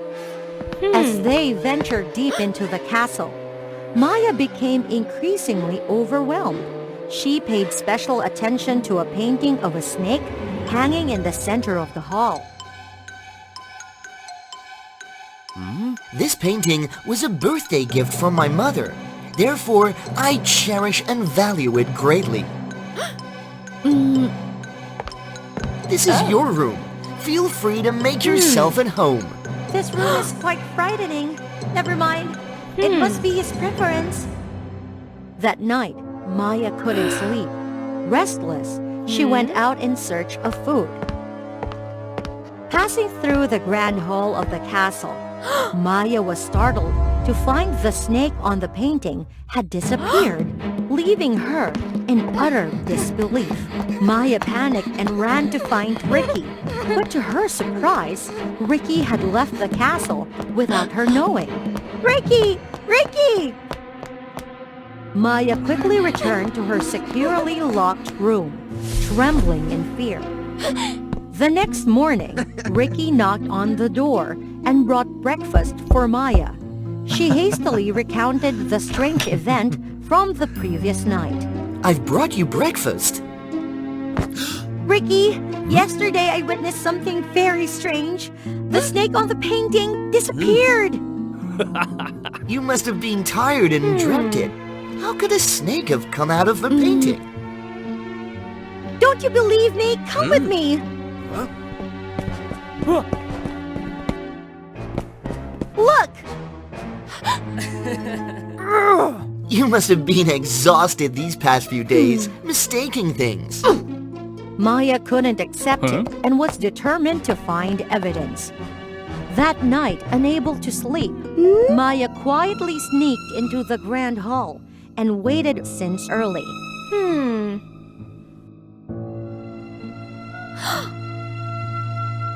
Perhaps I have been delusional. But as she was about to return to her room, she heard a noise.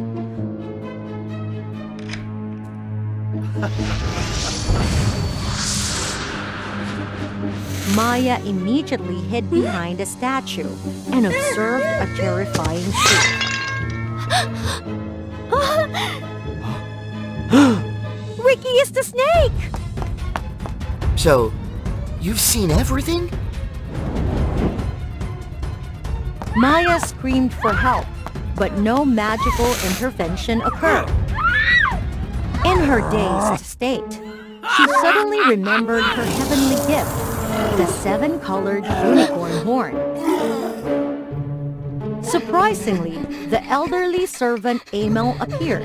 Lady Amel, thank you for coming in time. Otherwise, I would never have the chance to see my father's face again. Princess, don't be afraid. This is the safest place. Follow the escape path to escape the forest, and I will stay behind to stop him.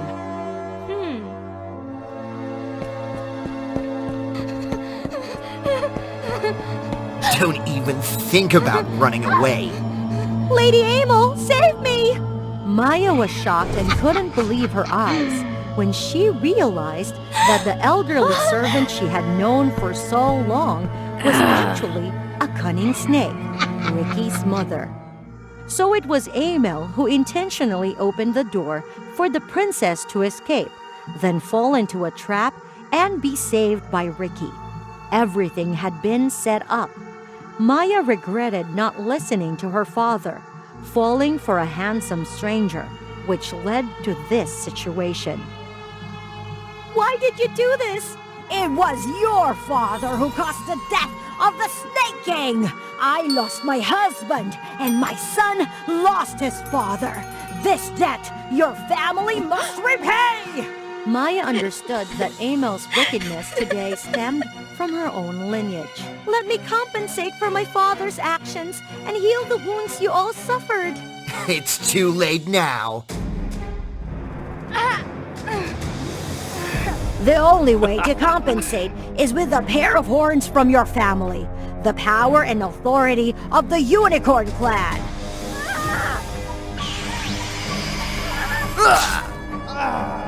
Ricky became weakened. He merged with Amel, transforming into a giant snake. The debt must be repaid! Pour your anger onto me! Don't harm Maya! The colossal snake grew even more furious. It turned back and attacked the weakened Unicorn King. my daughter. Run quickly. No, I cannot abandon my father.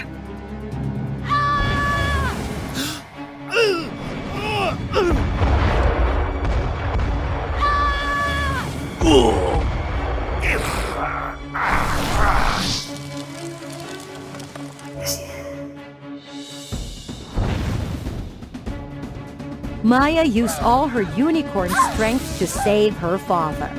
Now, she had lost her powerful horn and became just an ordinary person.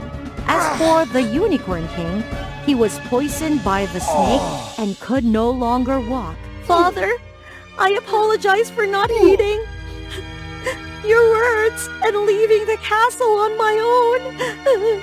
I now understand that you were ensuring my suitor was not an enemy of our family. I only wanted to protect you from dark forces, but my intentions turned into control, robbing you of your freedom.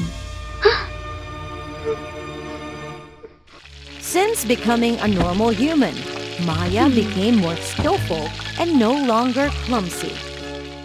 The Unicorn King recognized her abilities and orchestrated Maya's love story with a poor but loving young man.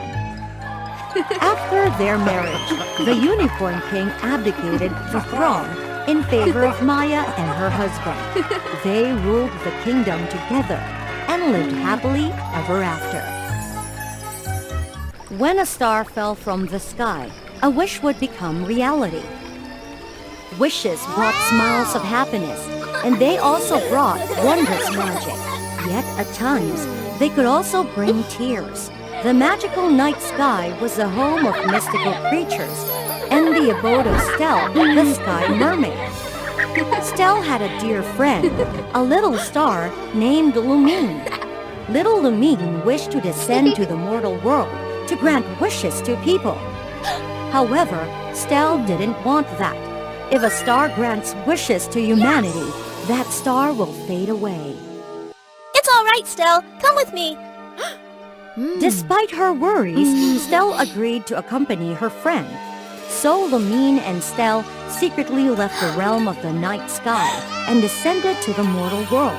To find out what would happen to Stell and Lumine, stay tuned and subscribe to WOA Fairy Tales.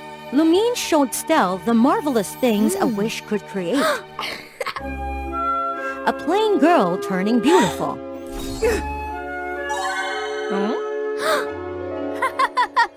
A tone-deaf boy gifted with a sweet voice. Ouch!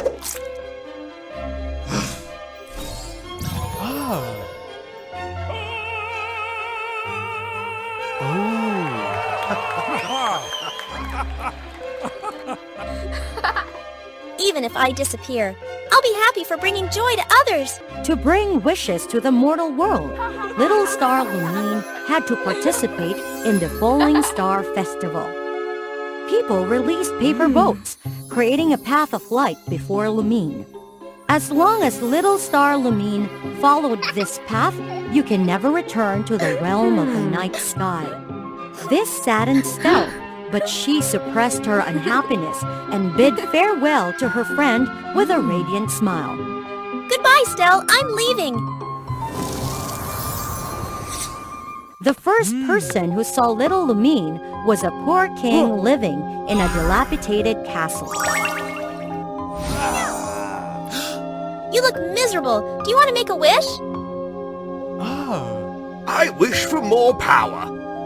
The little star Lumine hesitated a little, but eventually granted the king's wish. Little Lumine was still naive, not understanding the curse of ambition. The once powerless king, now greedy, invaded neighboring lands, plunging the mortal world into chaos.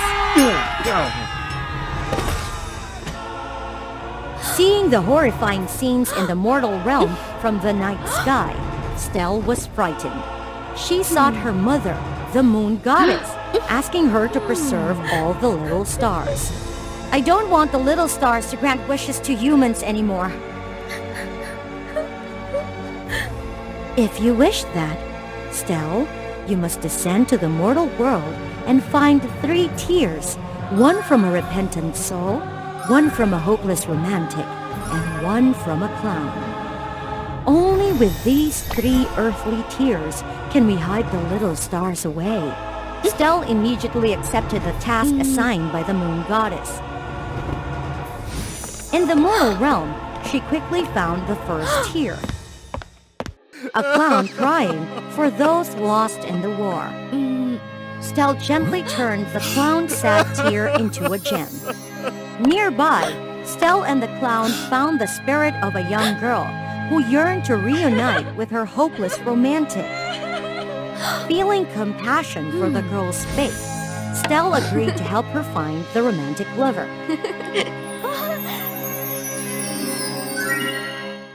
With Stell's help, the hopeless romantic and the young girl reunited, and Stell obtained a tear of happiness. The romantic lover directed Stell to the last tear. Following the direction, Stell found the ruthless king. Inside a room filled with treasures, but devoid of anyone, Stell found the ruthless king in tears. The king's friends had perished in the war he had instigated, leaving him to mourn his lonely fate. Returning to the realm of the night sky, Stell handed the moon goddess the 3 tears. The moon goddess collected the tears and used her magic to create a vast garden. If you continue to grant wishes freely, malevolent forces will exploit your goodwill. I believe the creatures of the night sky should not meddle in the lives of humans on the ground. Hearing their convincing words, the little stars reluctantly entered the star garden. From that day on, the night sky no longer held stars, and wishes no longer came true. I wish never to be separated from you. No! I wish for a prosperous day of sales.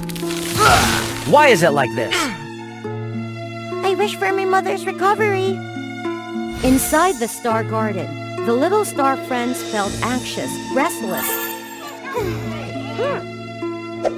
They found it uncomfortable being confined within the star garden, unable to help anyone or do anything of use. The little stars couldn't escape either, because Stell always kept a watchful eye on them. Stell, please release us! Yeah, my friend Stell, let us go! I'm only thinking of your well-being. I don't want your wishes to become meaningless. But if no wishes come true, our existence is also meaningless. How can I change Stell's mind now? Ah, I've got it. Stell, if you had one wish, what would it be? Stell hesitated. Right now, images of the little star Lumine raced through her mind. Stell truly wished to be reunited with her dearest friend. But there are no wishes for those who live in the night sky. Little Star Aether observed discreetly. Only when he was sure Stell had fallen asleep did he sneak out of the star garden. Aether found the clown, the hopeless romantic, and the lonely king, and shared Stell and Lumine's story with them. Then they decided to help Aether convince Stell. The cloud gathered his balloons into a large cluster, and the hopeless romantic and the king held on to the clown. Following Aether's guidance, they ascended to the realm of the night sky. The moon goddess was waiting, leading the 3 men into the star garden. However, Stell quickly chased them away. Leave here now! Stell, please listen to us. Especially you! It's all because of you! Stell, please listen to their pleas. Stell hesitated. She didn't want to confront the one who made Lumine disappear. Stell, I apologize. It's too late. You can't change anything. But you can. You've brought happiness to me. Why should I help you again? I wish for a world filled with laughter. I wish for a world brimming with love. The lonely king pondered for a moment. He didn't want to make another mistake. After After thoughtful consideration, he knew what he had to do. I wish for a world where no one has to be apart from their loved ones. Stell was completely surprised. It was the first time a resident of the night sky had received a star from those on Earth.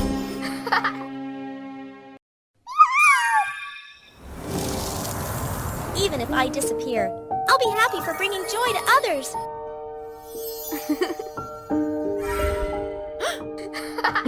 Sky Mermaid Stell made her final decision. Now everyone was waiting for Stell.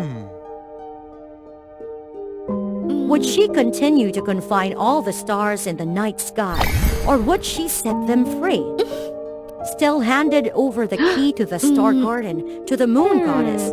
Her decision delighted the moon goddess, who used her magic to make the star garden disappear. This brought immense joy to everyone. The residents of the night sky celebrated with a falling star festival. This time, people from the mortal world also joined in the festivities. Once again, the path of falling stars was opened. Never before had there been such a grand falling star festival. Under the mortal realm, people witnessed a spectacular meteor shower for the first time. It was a magical night where everyone made their wishes, except for Stell. Hey, Stell! This time, the wish of the Lonely King brought back Stell's dearest friend, little star Lumine. From now on, Lumine and Stella would never be apart again. Goddess is back! Do you have any story from the Earth to tell us today? Oh yes, today I'll tell you the story about the most beautiful girl in the world. Once upon a time, there was a girl named Alice who lived with her mother in a small village. Her father passed away since she had been born. The widowed mother and her daughter had to try their best to get by. Her mother was really weak, but she tried her best to work every day, even the hard work, as long as it could give her the money to raise her daughter. Working hard in a long time made her exhausted and got seriously ill. Alice was so worried that she went everywhere to find a doctor to cure her mother, but all of them were not able to do it. Couldn't see her mother in pain. Alice kept on searching for the doctor, which could cure her mother, waiting for the day she could find a master. Alice, my poor beautiful girl. I don't have the heart to see you searching doctor in vain like that. I heard people say that in that faraway valley there had been a magic flower which can cure anything, making people live longer. Really? If it's true, my mother will be cured. Thank you so much. I will set out right away to find that flower. That flower is really precious. I think the route will be really difficult. You have to be really careful. I will take great care. Please don't worry. I'll go there now. But when I go there, my mother... You're afraid that your mother will have to stay at home alone, right? Yes, my mother is really ill, but no one can care for her when I'm leaving. Don't worry. I and everyone will take turn to take care of her. Just rest assured to set out and promise me you will come back here safely. I remembered it! Thank you so much! Alice said goodbye to the chief of the village and set out, ignored all the dangers ahead. Alice kept on walking so fast to find the magic flower as soon as possible to save her mother, until she reached a forest. She was really surprised that all the plants here had been withered. Then she stepped on the ground with full of dry leaves. After a few steps, she saw the giant old tree moving. Turning back, and seeing her in anger. What are you doing here, sinful human? You cut down all the trees, causing our water source stuck, making this forest die gradually. And now you still dare to come here?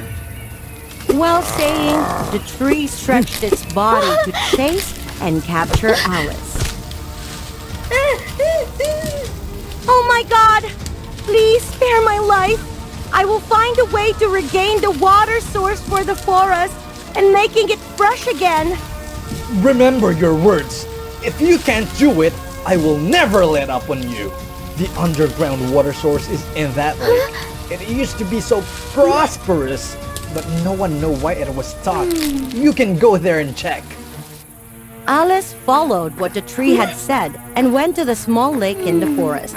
And she could see the lake was dry. There were only dry leaves and branches that human had thrown into it.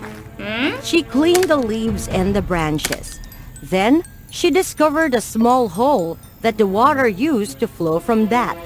The hole was totally blocked by a stone. She had to use all of her power to push the stone away, and finally, she could make it. The water immediately flowed out, making her lose momentum. Right at that moment, the tree spirit appeared and used its branches to roll her and put her on its shoulder.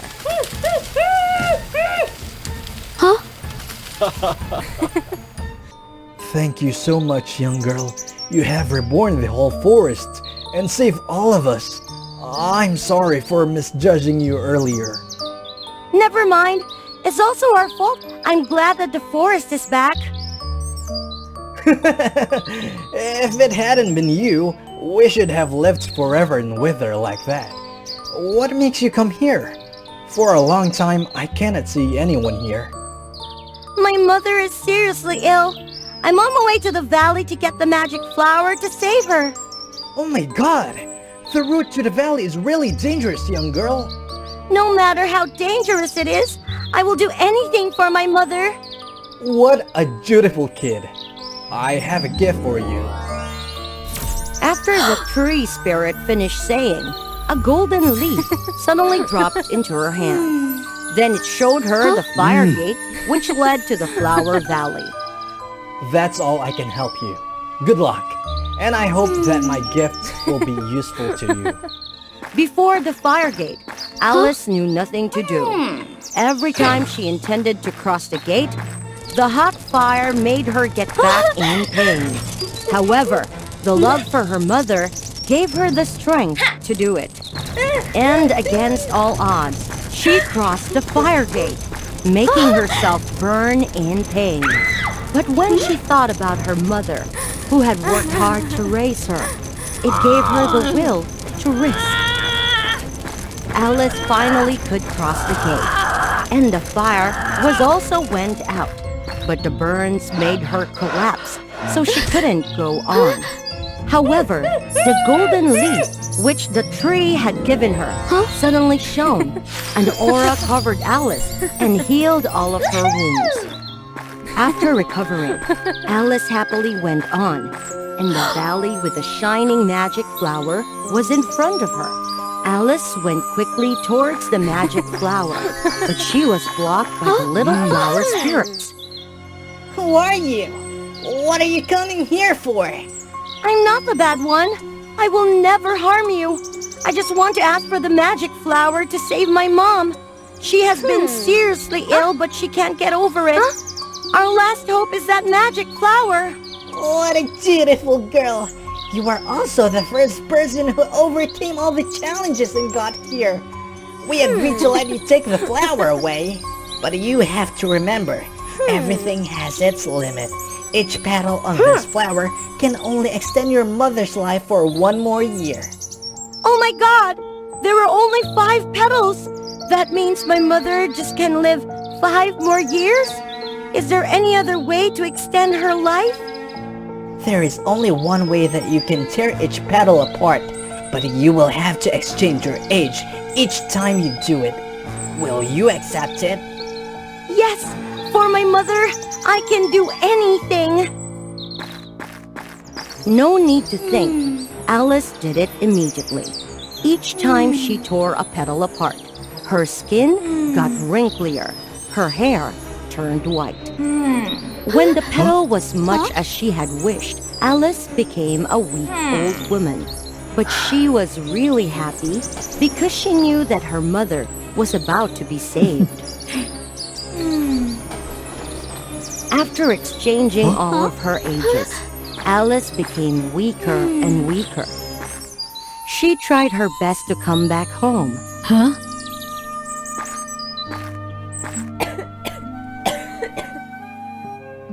After giving the flower to her mother and seeing her getting well again, Alice collapsed.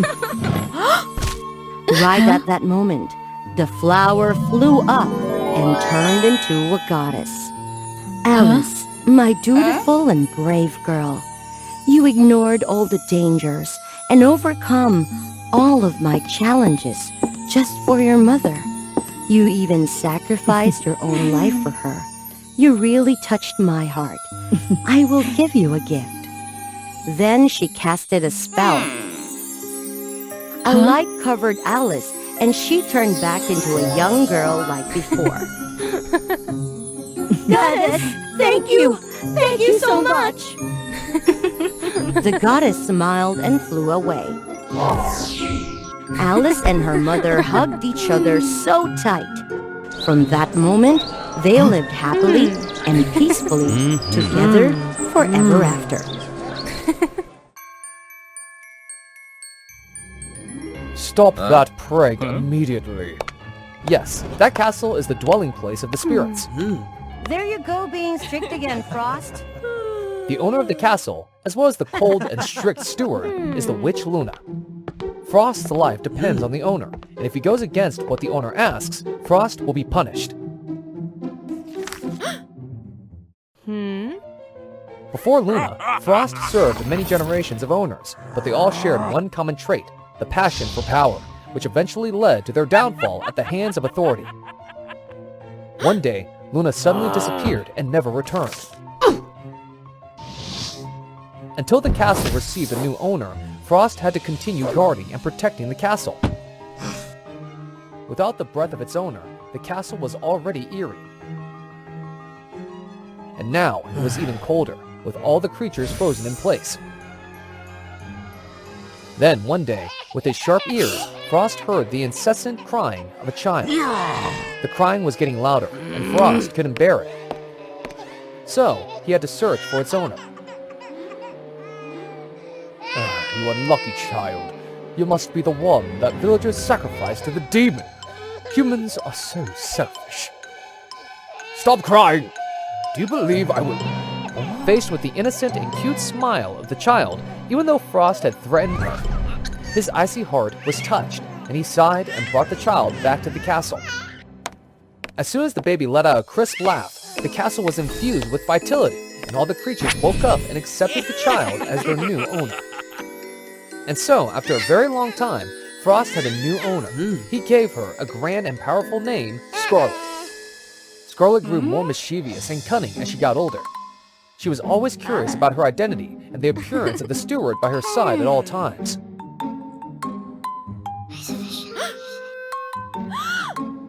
No, you can't do that. If Mr. Frost finds out, he won't let it go. Frost again. It's all right, I assure you. Assure me of what, Miss Scarlet? I assure you that today I will read my books diligently without playing or fooling around. Despite being very caring and protective towards Scarlet, Frost did not agree to let her have her freedom. Give up that plan, miss. You can't escape from here.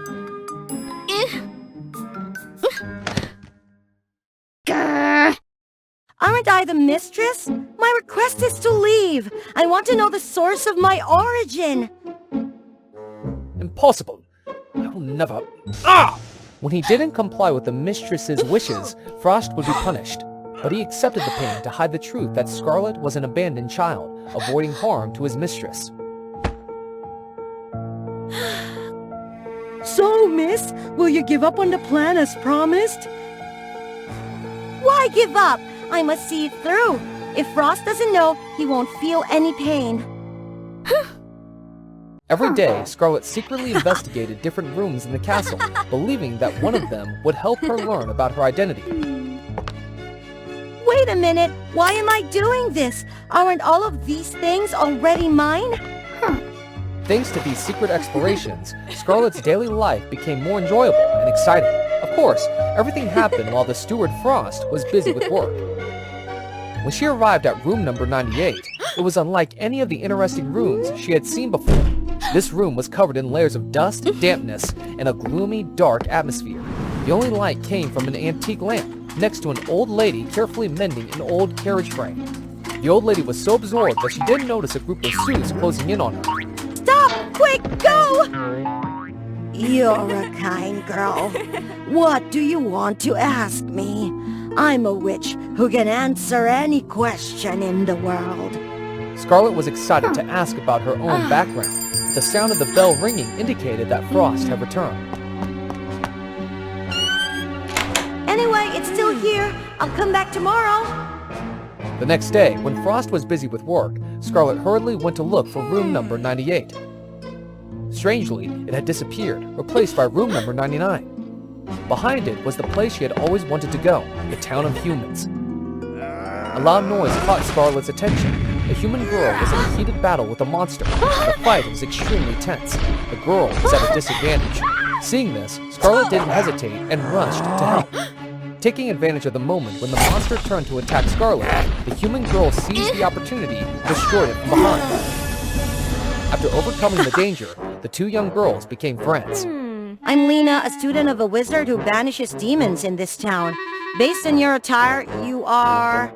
I'm Scarlet! I live deep in the forest! I came here to find out about my background! Lena was frightened to say that the forest was where the strongest evil creatures gathered, especially the haunted castle that imprisoned young human girls. The terrifying castle steward caught them and turned them into souls guarding the castle, unable to escape. So if you know anything about Frost, please tell me so that my master and I can defeat him. Scarlet felt there were many suspicious points in Lena's words, so she absolutely did not believe her. To clarify Lena's lying motive, Scarlet brought her back, but turned the doorknob to room 98 of the old woman who knows everything. Oh, the kind girl has returned. So tell me, what do you want to ask? Scarlet used this opportunity to ask about the truth behind the story that Lena told, why she falsely accused Frost.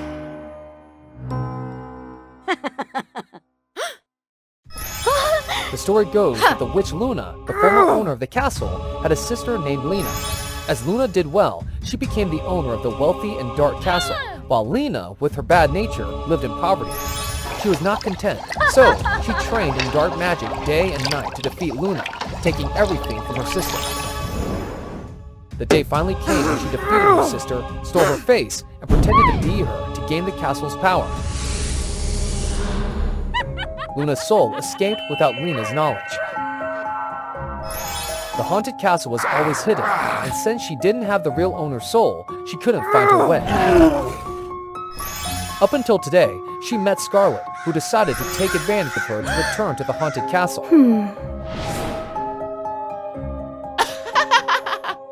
As the story concluded, the old lady vanished.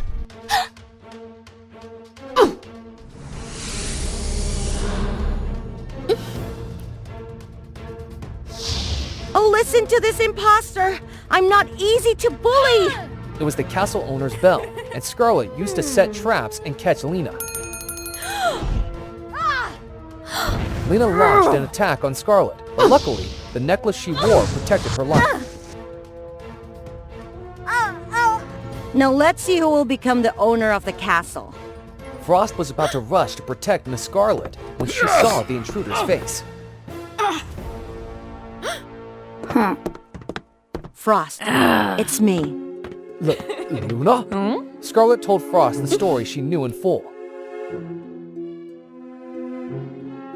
But she really smells like Luna. Right! I'm the master of all of you. Come back to me quickly. Hey! Remember this? I'm the master of all of you now, got it? Both owners became angry and turned to Frost, the most worthy servant. If I recall correctly, if you don't obey the Master's orders, you will be punished. Isn't that right, Frost? Quick, destroy her now! Since Luna, Frost's former owner, also existed within Lena's body, disobeying her caused Frost unbelievable physical and mental pain. Stop it right now! Frost is not an object for you to abuse and manipulate like that! Do I like to do that? What can you do? Can you even set him free? Are you crazy? Don't you want supreme power anymore? The owner of this castle has the ability to release her servant, but it has never been done before because it would weaken their ultimate power, which they want to maintain.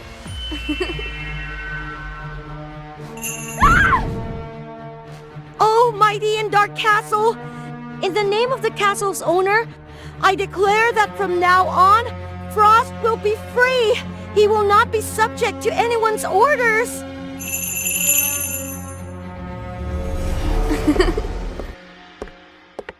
Don't you need power? Of course I do! Everyone is greedy, but your safety is more important! That's what we hoped for. Oh, I almost forgot!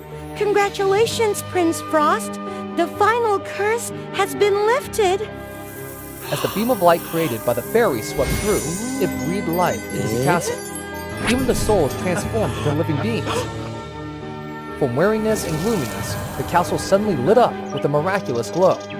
What's more, Scarlet gained Luna's memories. It turned out that Luna's soul had merged with Scarlet's because she used to wear a necklace that concealed the truth.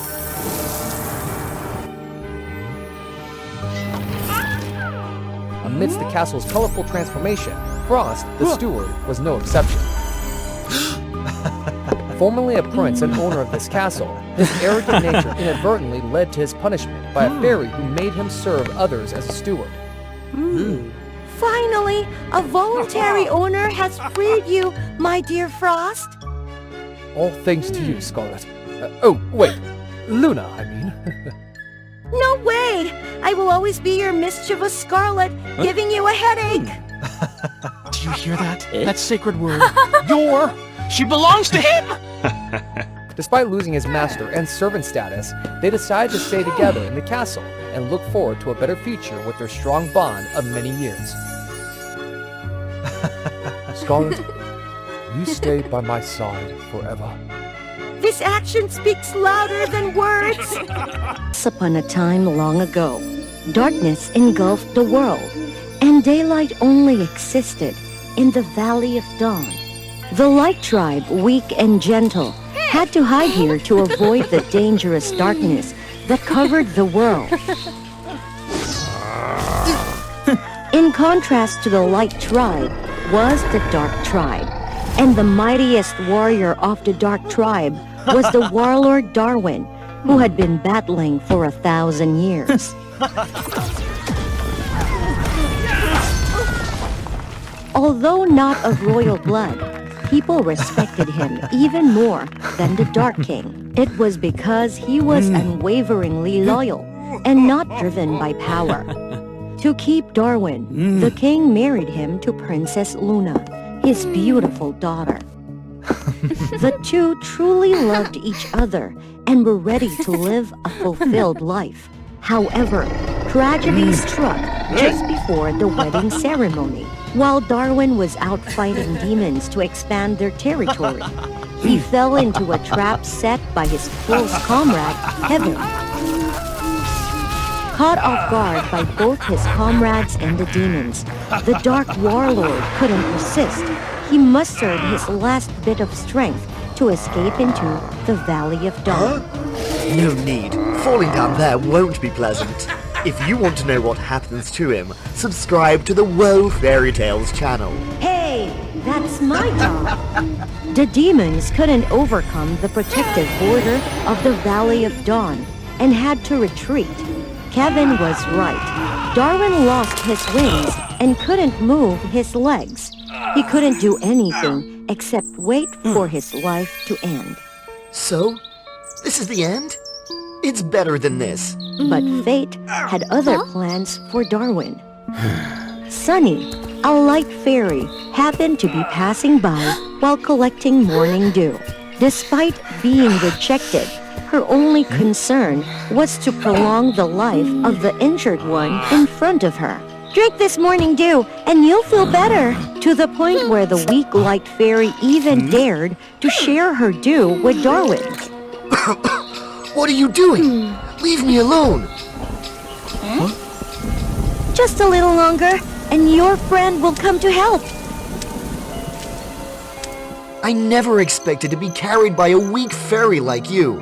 I'm a stranger. Why don't you just leave me be? A stranger who doesn't know you? You're the Dark Warlord Darwin. Your fame echoes throughout the Valley of Dawn. You're the only Dark Warrior who never looked down on us. When the light border weakened, it was you who helped us drive away the demons.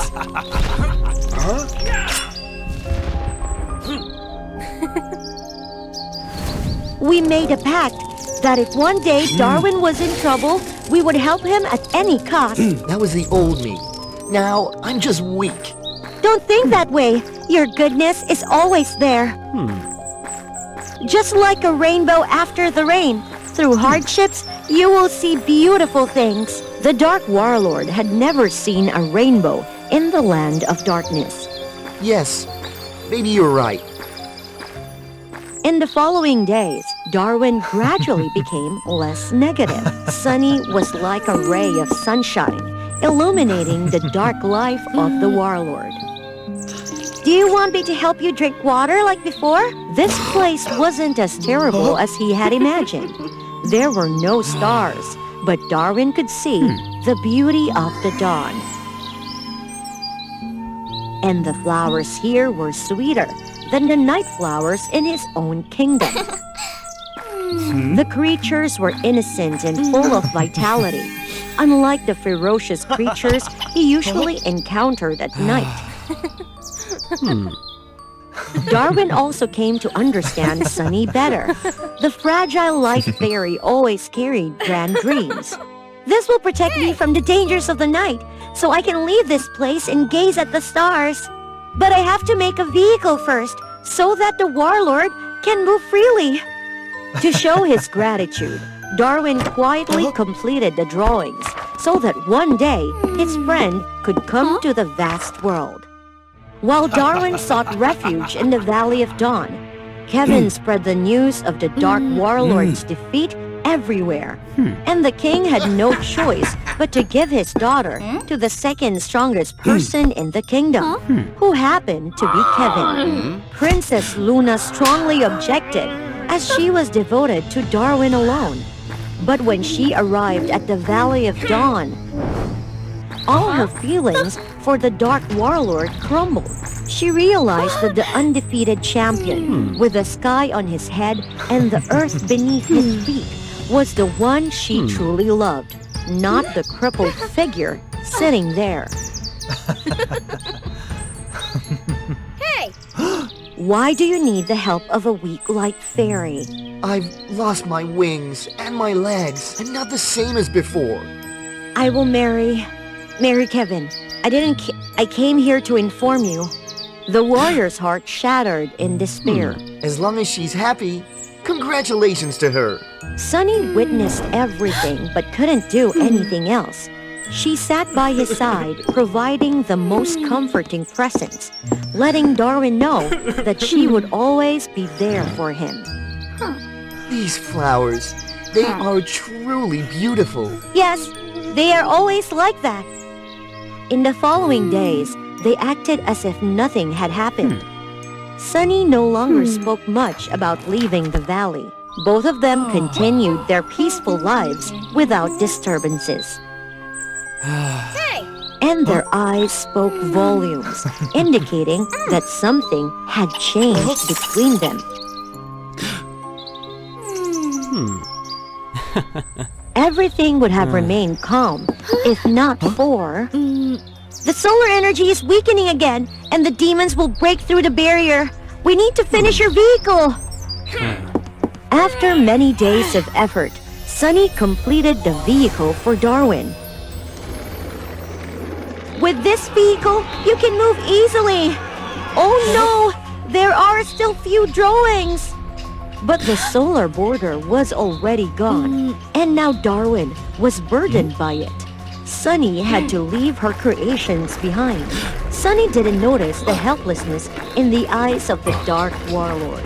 This time, the light inhabitants were aware of the impending attack and took shelter together.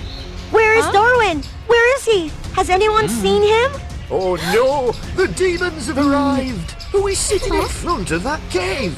Following the remaining traces, Sunny ventured out of the cave. She saw a mighty warlord confronting the demons. Who took away your wings and legs, Darwin? Enough time for jokes. Charge! But somehow, despite their combined strength, the demons couldn't defeat the scarred Dark Warlord. It's impossible. Last time? This time, I don't have any allies like before to help you. Although he lost his majesty, Darwin still possessed his indomitable spirit and the gem that contained the power of darkness within him. The gem? It's so powerful! That's the reason! Never again will I harm the Light Tribe. I will give you this. No! Don't do it, Darwin! Losing the gem! You won't survive! It doesn't matter, as long as you're happy. I am no longer myself, no longer courageous. If I live like this, I will only know suffering. Is that you? You are the gentle ray of sunlight, warming my cold and desolate heart. You still hold your dreams. I am the burden. I cannot bind you. It's my last breath. I will use it to fulfill your dream. No! No! No! The demons agreed to Darwin's request. The power of the divine warlord was undoubtedly greater than the small light spirits. Hit the gem with all your might. But the demons didn't realize that it was all Darwin's plan. The gem absorbed the life force of the demons until it couldn't contain the overwhelming power and exploded. The wicked demons were punished, but so was the warlord himself. Darwin! Oh my! Why? Why? The Light Tribe will be protected by the gem. You can go anywhere. I was right. A powerful gem will break the boundaries of day and night. Is that the sunrise? Magnificent! Look at the stars! For me! And for you too, Sunny! Farewell, my little ray of sunshine! True to her promise to Darwin, Sunny later traveled everywhere to witness everything on behalf of the Dark Warlord. She used her magic to recount the stories of Darwin, ensuring that he would live forever in her world. Thanks to Darwin, everything changed forever. Sunshine would appear all over the world. And when the sunset fades, the night will always return. If one day a poor girl suddenly becomes a princess, how would it be? Would her life become beautiful or dark? Click the subscribe button to WOA Fairy Tale for the answer. Mr. Thomas's family was a poor one, struggling to raise their first daughter. And that name suits her. Quickly capture her! Mr. Thomas was horrified when he saw a chaotic scene, with sides slaughtering each other. Before understanding what was happening, Thomas was handed a child by a soldier. This is Princess Anastasia. You must protect and care for her carefully. When it's safe, the royal family will come and take her and reward your family. Thomas didn't understand what was going on, so he quickly embraced the child and closed the door. Oh dear, there's trouble. How can we raise Princess Anastasia? Maybe the heavens want to help us. This will be the child that changes our lives. Huh? Thomas seemed to understand his wife's intent, and he smiled dangerously. After the chaos ended, news spread about the missing princess, and no one knew where she was. Mr. and Mrs. Thomas didn't reveal any information about the princess to the outside world. Only those within the family knew. People outside would simply think Anastasia was their adopted child. As time went on, Anne and Anastasia grew up. Princess Anastasia had a graceful appearance with a touch of haughtiness, while Anne remained gentle and meek. Mr. and Mrs. Thomas always paid special attention to Anastasia. Anne, you need to help the princess even more, because we need to protect her until the royal family comes together. Huh? Yes, I know, Father. Every day, Anne tried to chat and play with Princess Anastasia, but despite her enthusiasm and openness, Princess Anastasia remained distant. I won't eat. Stay away from me. Remember, I am a princess, and you're just a commoner. Don't try to be too familiar with me. Huh?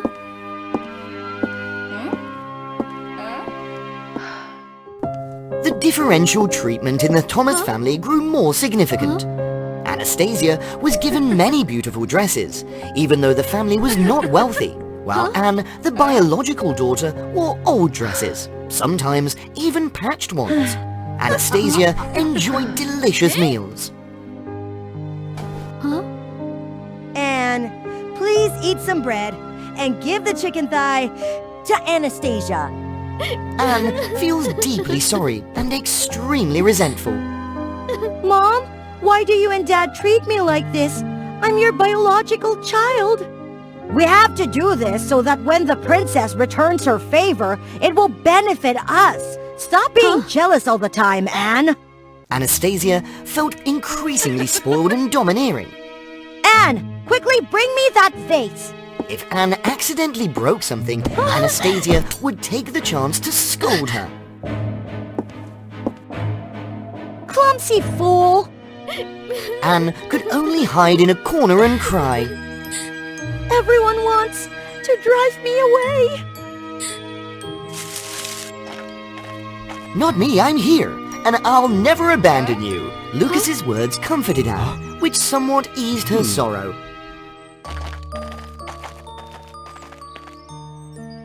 Thank you for always being there when I need you.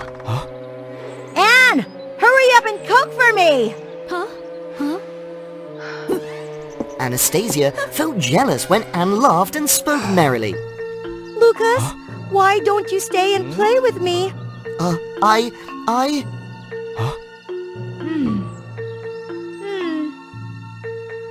I've liked you for a long time.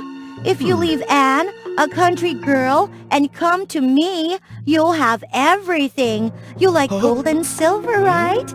You like status, right? Anastasia is just an adopted child, right? This is absurd. But Anastasia's determination also made him curious, and his eyes suddenly sparkled. Meanwhile, Anne was forbidden to leave the house. She spent her days looking out of the window with a sad gaze. Lucas visited Anne with indifference and coldness. Lucas, I want to be free like you. Later, you'll inherit all the family fortune. Don't be sad. Anastasia's just an adopted child. She won't get any benefits. Anne had never thought about this issue before. She only needed her parents' love. When Lucas left, he suddenly eavesdropped a conversation between Anne's parents. Sooner or later, Anastasia will be welcomed into the royal court, and we must flatter the little one to ensure she takes the old family with her.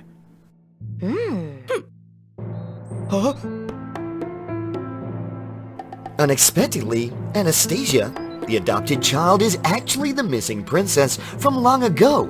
That's why she was so confident in telling everything to me. Since Lucas learned of Anastasia's true identity, he immediately turned against Anne.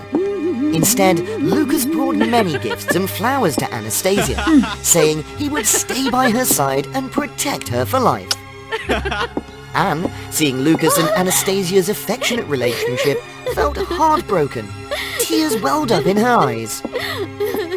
Now that her parents' love was gone, even the person she loved had betrayed her. Anne truly felt unlucky. The fateful day arrived when Queen Marie, accompanied by her soldiers, came to the Thomas house. Now, the princess can return safely to the palace without having to hide her identity and live with commoners. Oh, my beloved granddaughter, I let you suffer. Let's go home. Anastasia didn't have any affection for her grandmother. She was only secretly happy to escape her poor life. Queen, we hope to be allowed into the palace. After all, our family has taken care of Anastasia since she was a child, treating her like our own daughter. Me too. Anastasia and I have loved each other for a long time. I can't live without Anastasia. Please allow me to enter the palace to serve and protect the princess. Fine, I agree to allow all of you into the palace. During the swearing-in ceremony, Anastasia received the necklace from her late mother. Back in her room, Anastasia threw the necklace to the ground.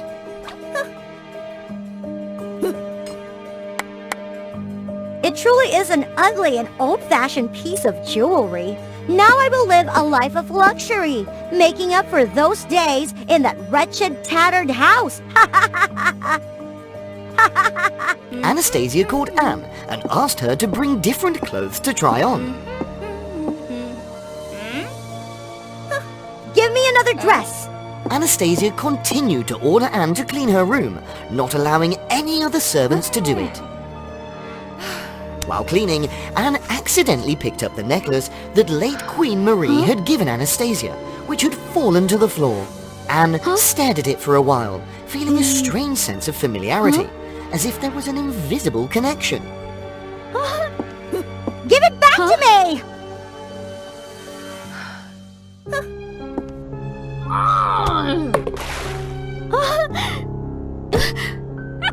Queen Marie, standing outside the door, observed her granddaughter's rooms, shook her head, sighed, and felt sorry for Anne.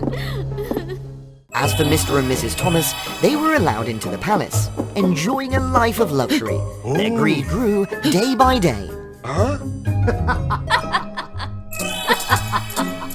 We must take advantage of this rare opportunity.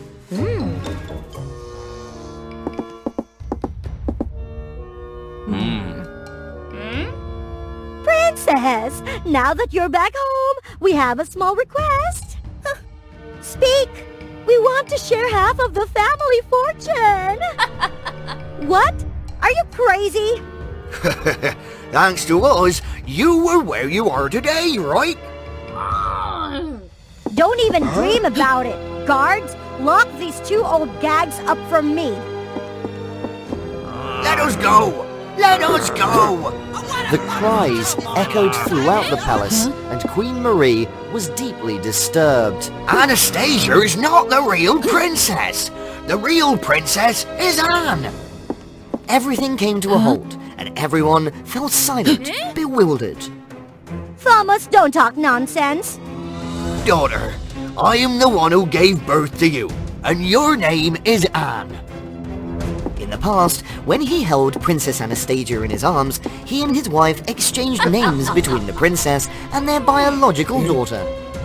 Daughter, from now on, your name will be Anastasia, and the princess will be Anne. Neither of the two children knew about this. Grandma! I don't know anything!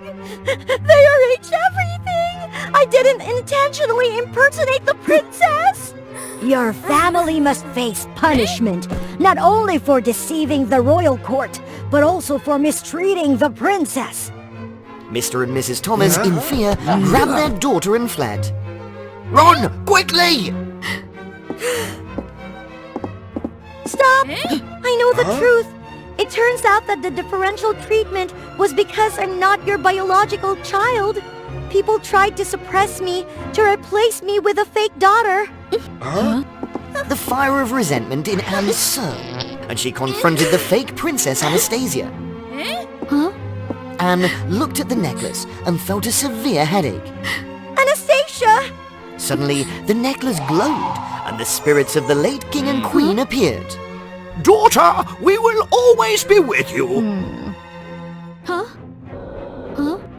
They then flew to topple Mr. and Mrs. Thomas.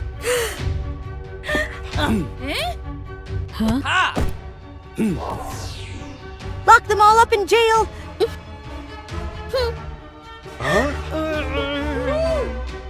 Lucas, realizing he had no way out, pretended to be pitiable. Please forgive me, Princess. I was blinded by money, and I betrayed your feelings. But Anne had seen through Lucas's true nature. Expel him from the castle, and he shall never set foot here again. Finally, I have found my real granddaughter. I officially announce that this is the true Princess Anastasia. She put the necklace back on Princess Anastasia, and they lived happily ever after. Look, what's happening over there? The little Red Riding Hood was talking to the Sleeping Beauty in the forest. Why were they together? Follow the WOA Fairy Tales and figure it out with today's story. Once upon a time, there was a lovely girl who often wore a red hood made by her grandmother. She was often called Little Red Riding Hood. One day, after returning from her grandmother's house, she wandered the forest near the Red Flower Kingdom. She suddenly came across a unique, fragrant, singing girl with golden, flowing hair. It was the first time Little Red Riding Hood felt a fondness for someone she had just met, and she decided to approach her. Wow, what a beautiful voice. Hello, why are you here in the forest? Oh, hello. I'm Aurora, and my godmother is Maleficent, the fairy who rules this forest. They chatted and shared stories, talking about things they may not have known about each other. This Red Hood, you're the Little Red Riding Hood, right? I'm not just Little Red Riding Hood. I'm the famous detective Little Red Riding Hood. She was called this because of her excellent logical reasoning and remarkable observation skills. She could quickly solve any mysterious problem.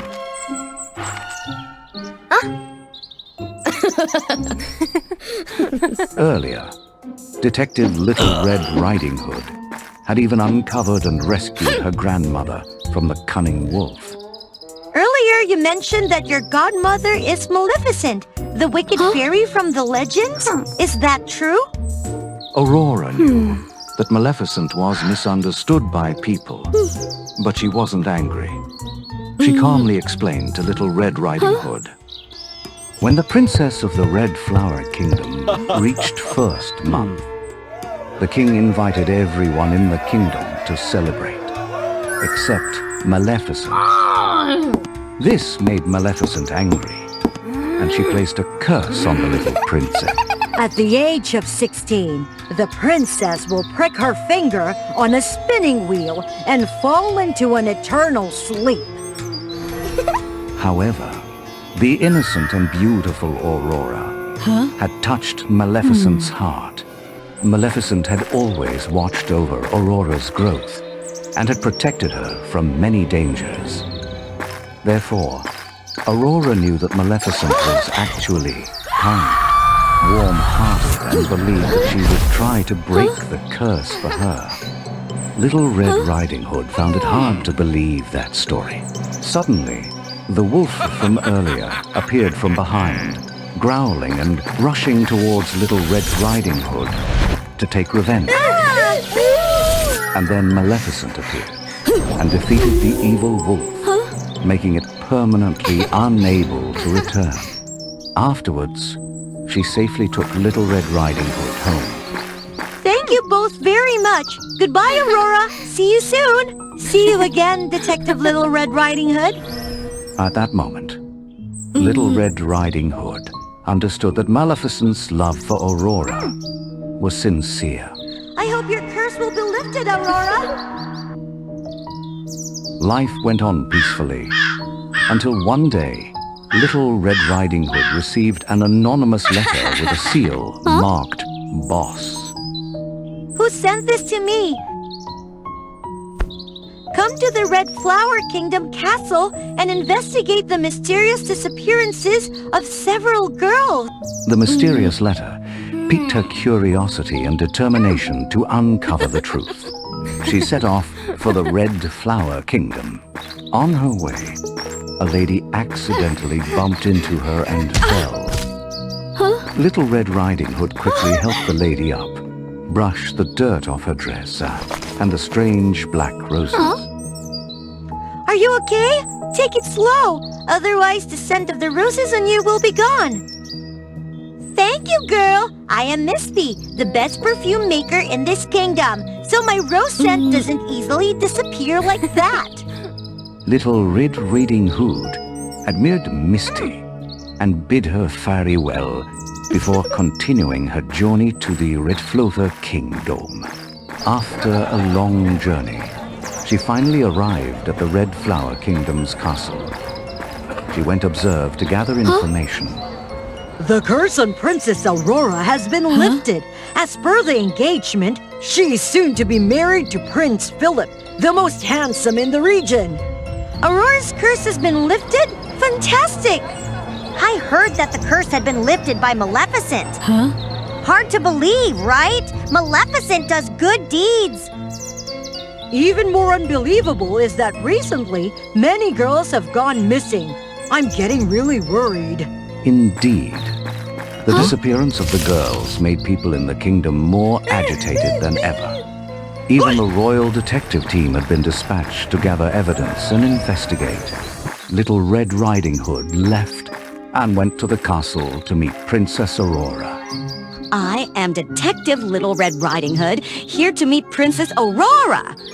Upon receiving the news of Little Red Riding Hood's arrival, Aurora quickly came to welcome her and invited her to join a small feast. The king wanted to celebrate his daughter's awakening, but the recent disappearances of the girls still worried the people. Therefore, the king decided to hold only a small, intimate feast for Aurora. The cozy feast had not been going on for long when a series of people began to protest against the king. Princess Aurora is the one responsible for the disappearance of the girls.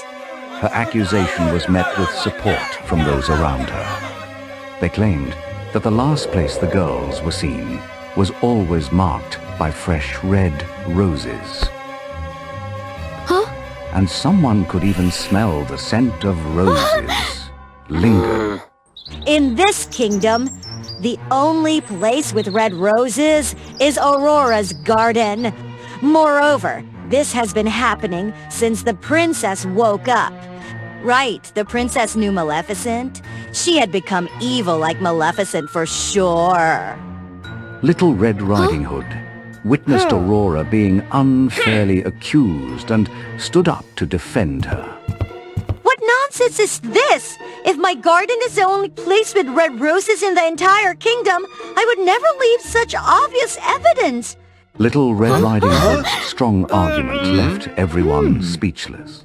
Your Majesty, I am the famous Detective Little Red Riding Hood. Let me solve this mystery. Father, Little Red Riding Hood is my friend. Please allow us to find out the truth and rescue the missing girls. The king agreed to let his daughter have a chance to clear her name. The people had no other clues, so they reluctantly agreed to wait for the results from the two girls. It's also evening, so Aurora arranged a room for Little Red Riding Hood to rest. Detective Little Red Riding Hood carefully gathered all the evidence in the room. hoping to discover any additional clues. The two examined each rose carefully, but found nothing unusual. A long day had left the two girls tired. Aurora wished Little Red Riding Hood a good night's sleep and went to her own room. However, mysterious cries echoed in her room throughout the night. Help! Help me! This rose perfume! Little Red Riding Hood woke up, exhausted, and thinking about the mysterious cries from the previous night. She went to find Aurora, who was also troubled. Little Red Riding Hood, why do you look so tired? I couldn't sleep because of the strange cries for help and the mentions of roses and perfume. It's so mysterious. What's bothering you? Actually, at the feast yesterday, I invited Maleficent, but she didn't show up, and now I'm concerned.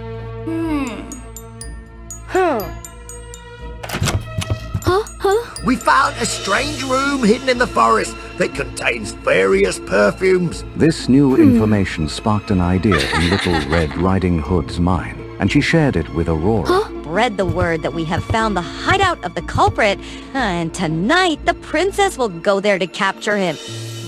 The detective swiftly relayed the message, and soon everyone in the kingdom knew the night came, and Aurora followed the instructions to reach the mysterious house. Inside, the air was filled with the scent of roses and various perfume ingredients, as well as many red roses. But strangely, among the red roses was a single black rose that caught Aurora's attention. Aurora held the black rose and examined it closely, and she heard the familiar voice of Maleficent. Aurora, can you hear me? Return to my forest and find the black chest containing the curse-breaking potion. Aurora was still in shock, realizing that the black rose was Maleficent when she was sprayed with rose perfume and transformed into a brilliant red rose. Detective Little Red Riding Hood observed the situation, then swiftly rushed in to attack and apprehend the culprit. Turned out that was Misty, the perfume maker. So it's you, Misty. Why did you do this? Where is Aurora? Misty, consumed by jealousy over Aurora's upcoming marriage to Prince Philip, had hatched a plan to transform all the girls, including Aurora, into roses using a magical perfume. She would then extract the essence of these roses to make herself more beautiful, fragrant, and win Prince Philip's heart.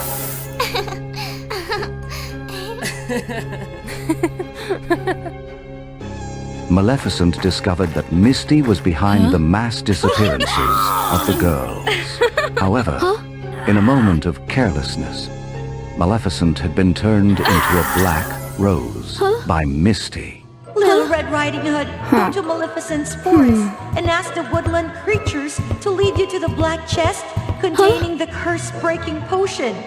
Little Red Riding Hood recognized Aurora's voice coming from the rose. She quickly picked it and ran away. In the forest, Little Red Riding Hood quickly found the instructions from the creatures. Please show me the way to the black chest. The creatures promptly led her to the location of the chest. However, the chest was locked with a numeric code. Little Red Riding Hood contemplated the situation, thinking about the mysterious letter she had received. Could it be that the letter was sent by Maleficent? If so, then the word BOSS could be a code. What about the numbers 8055? 8055. It's worth a try. She decided to give it a try, entered the code, and to her surprise, the chest opened, revealing the vial containing the curse-breaking potion. The owner of this chest is truly clever. She quickly took the potion and made her way back to save Aurora and restore Maleficent to her original form. The case was resolved, and the missing girls were safely returned home. Everyone now believed in Aurora's innocence and recognized that Maleficent was not the wicked fairy she had been thought to be. Detective Little Red Riding Hood was delighted to have helped her friend and successfully solved yet another case. Do you know that our world always exists parallel to the world of magical wizards? Each wizard, upon entering the academy, would be challenged by summoning a magical creature, the unicorn. Their status and magical abilities would correspond to this creature. Being admitted to the Unicorn Academy was undoubtedly the greatest honor in one's lifetime. However, apart from the purebred wizard families, only a few exceptional commoners had the privilege. In Ella's village, everyone believed that her talented older sister would be one of the rare few to study at the Unicorn Academy this year. Ella was no less skilled than other ordinary girls, even a bit more. But when compared to her sister, the difference was immense. Despite feeling self-pity, Ella never resented her sister. In fact, she admired and was proud of her. Sister, with your talent, you'll surely receive an invitation to the Unicorn Academy this year. If that's true, I'll send you many letters about the Academy. You promise, right? When the time comes, don't get so engrossed in studying that you forget about me. However, in the end, not only Ella or her sister, but also all the villagers were astonished when Ella was the one invited to join the academy, not her sister. The shock and disappointment prevented her sister from talking to Ella until the day she started her studies. Ella entered the Unicorn Academy with a heavy heart, mixed with a hint of anxiety. Her worry and confusion grew as the magical classification ceremony went on. The elemental unicorns appeared one by one, filling the air with wondrous magic. Each student who successfully summoned a magical creature would have a corresponding horn appear on their head, reflecting their elemental affinity. Especially the radiant unicorn created by Selena, a purebred wizard.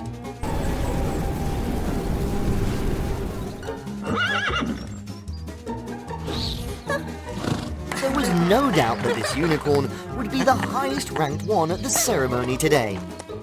Ella was the last to summon her creature, and she was anxious and frightened when nothing seemed to happen. People were tired after the long ceremony, and their patience was wearing thin. If nothing happened, Ella would have to pack her things and return to her previous life. She remembered hurtful comparisons people had made.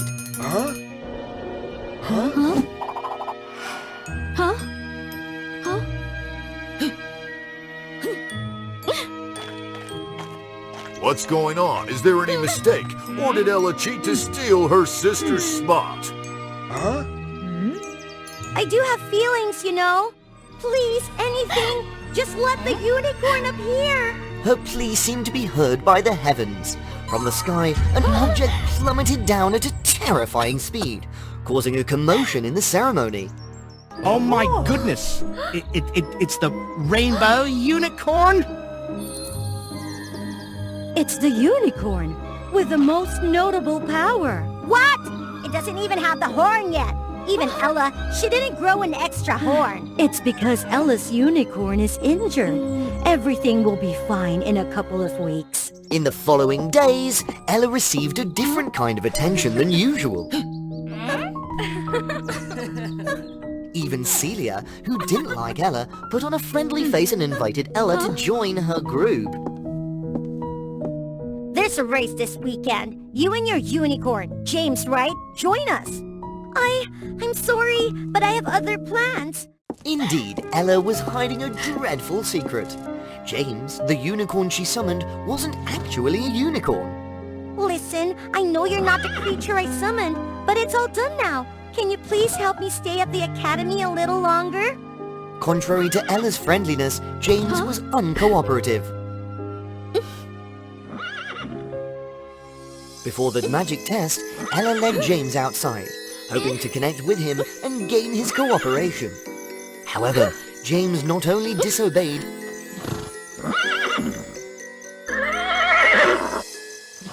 but also hurt Ella. becoming the subject of ridicule for those who happened to witness it. James managed to escape Ella's control, crossing the Academy's boundaries and ending up in a room with aggressive unicorns.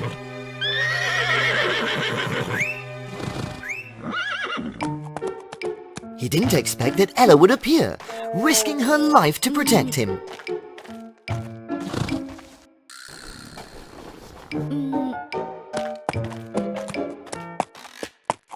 The wounds James inflicted were still visible on Ella, yet she cared for James with patience and tenderness.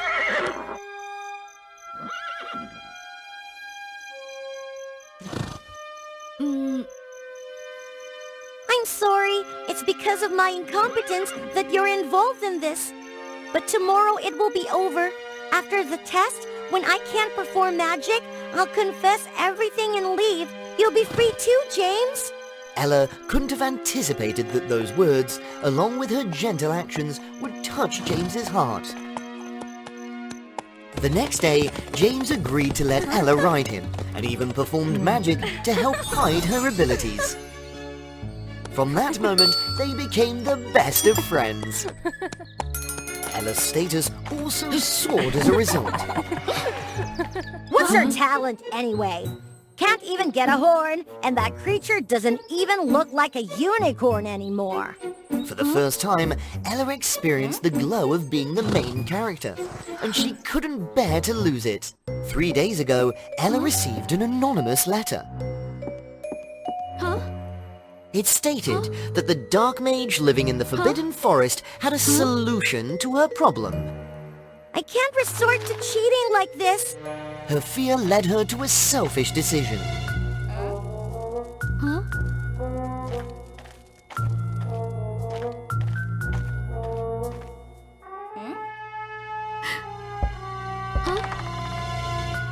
I want to have a unicorn horn. After following the instructions, a horn indeed appeared on James's head. However, after that, James was no longer the gentle creature he used to be. James? James? What's wrong with you?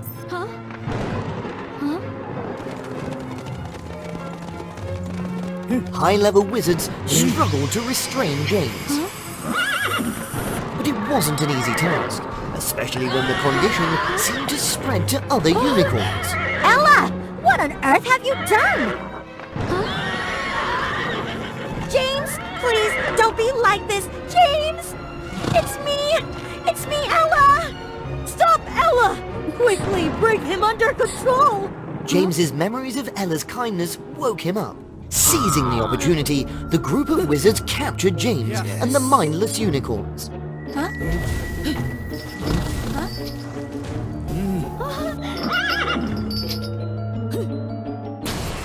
Allowing the magical tribunal to step in and take them away. Ella realized that one of the members of the tribunal was the one who tricked her into attaching the horn to James.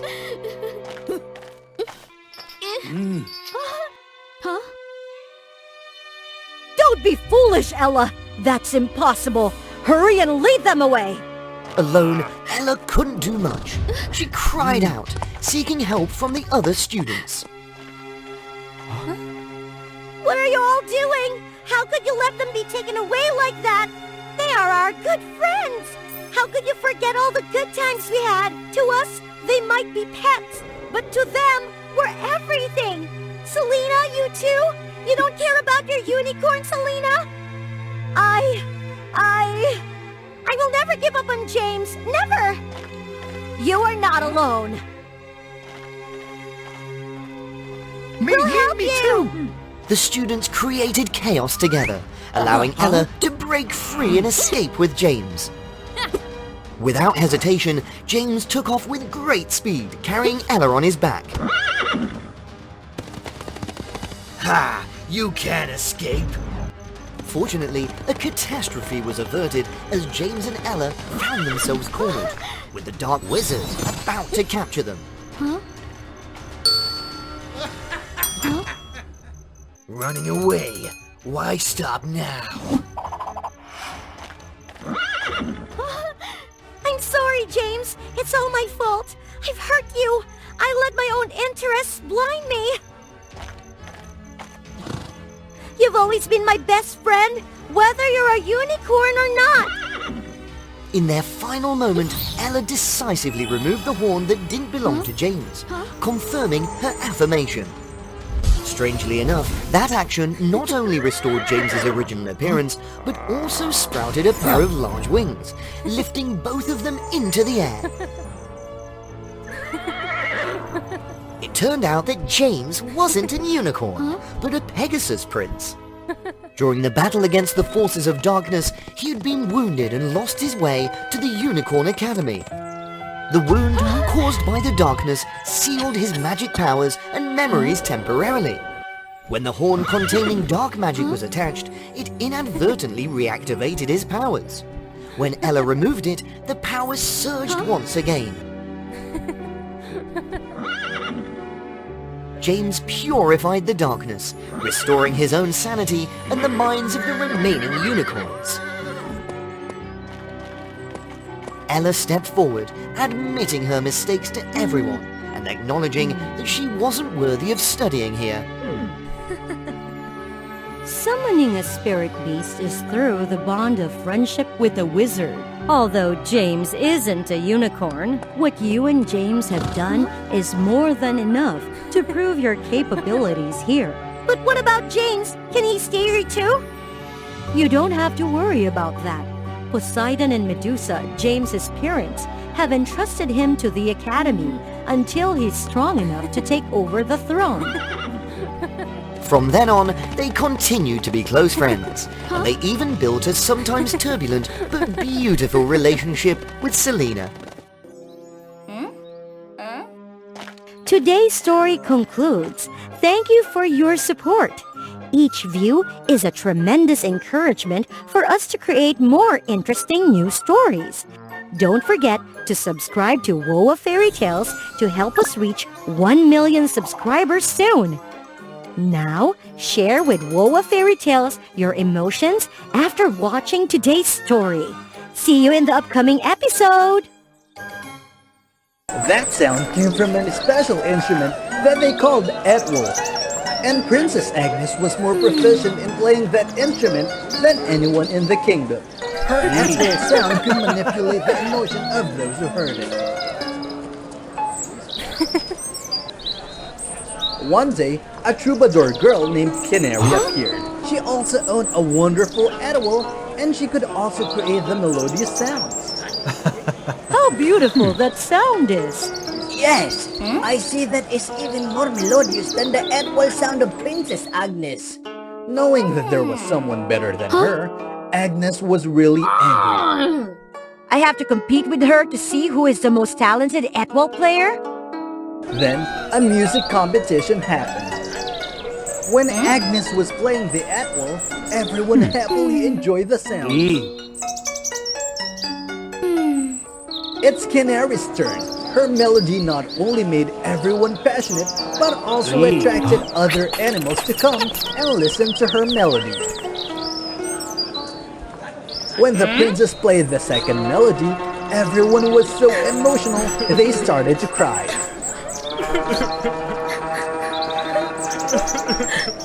The second melody of Canary even calmed everyone's soul. More than that, the plants around started to bloom and produce beautiful flowers. And the result was clear. Canary's melodious sound not only made people become passionate, but also attracted other creatures.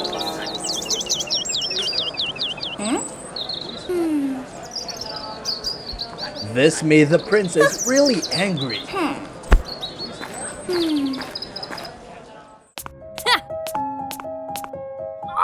In her anger, she suddenly discovered a secret room. This is my mom's room from before. Is there any way that she hid something here? Stepping inside, she discovered a wooden box which was covered in dust in the middle of the room. More surprisingly, inside that box, there was an Etwol which looked really new. Agnes tried playing a note. That sound was really clear, making her really excited. Great. With this Atwal, I will be able to defeat her easily.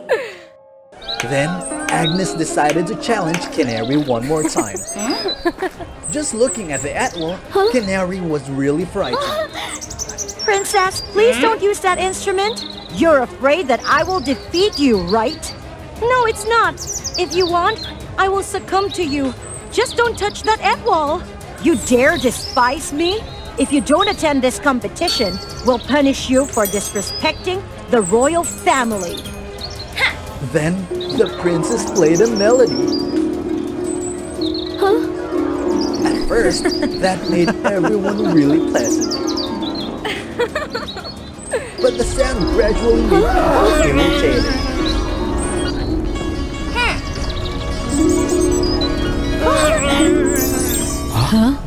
When Agnes stopped playing, everything around was totally destroyed. What happened? That's the Atwal of the devil. Many years ago, their grandmas were the best wizards of the kingdom. For chasing the devils away and bringing the peace for the people, together they created Atwal. The spiritual power of the Atwal was so great that the devil all wanted to own it. One day, a devil somehow snuck into the room where the Atwal had been placed and absorbed it.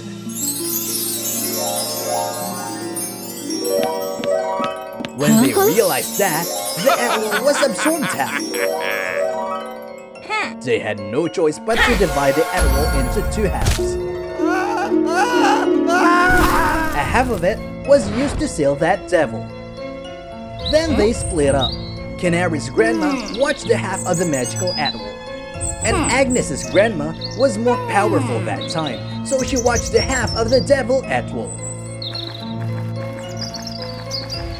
Months ago, there was a prophecy that the devil would be able to escape. Then my grandma asked me to find the other half, which sealed the devil, to prevent it before it's too late. Hearing that, Agnes immediately dropped the Atwal. But it was too late. The seal was broken, and the devil immediately escaped from the Atwal. You all have sailed me for too long, and now all of you have to pay for it. Then he started to use the Atwal sound to attack everyone. The sound was so sharp that it could cut everything outright after touching them.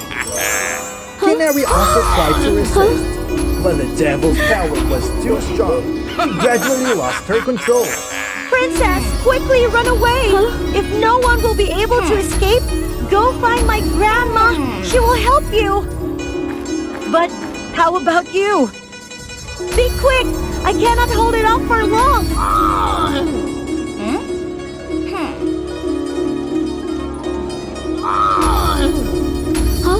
Why haven't you left yet? I won't go anywhere. This is my fault. I have to face it. Then, the two girls together played a stronger melody.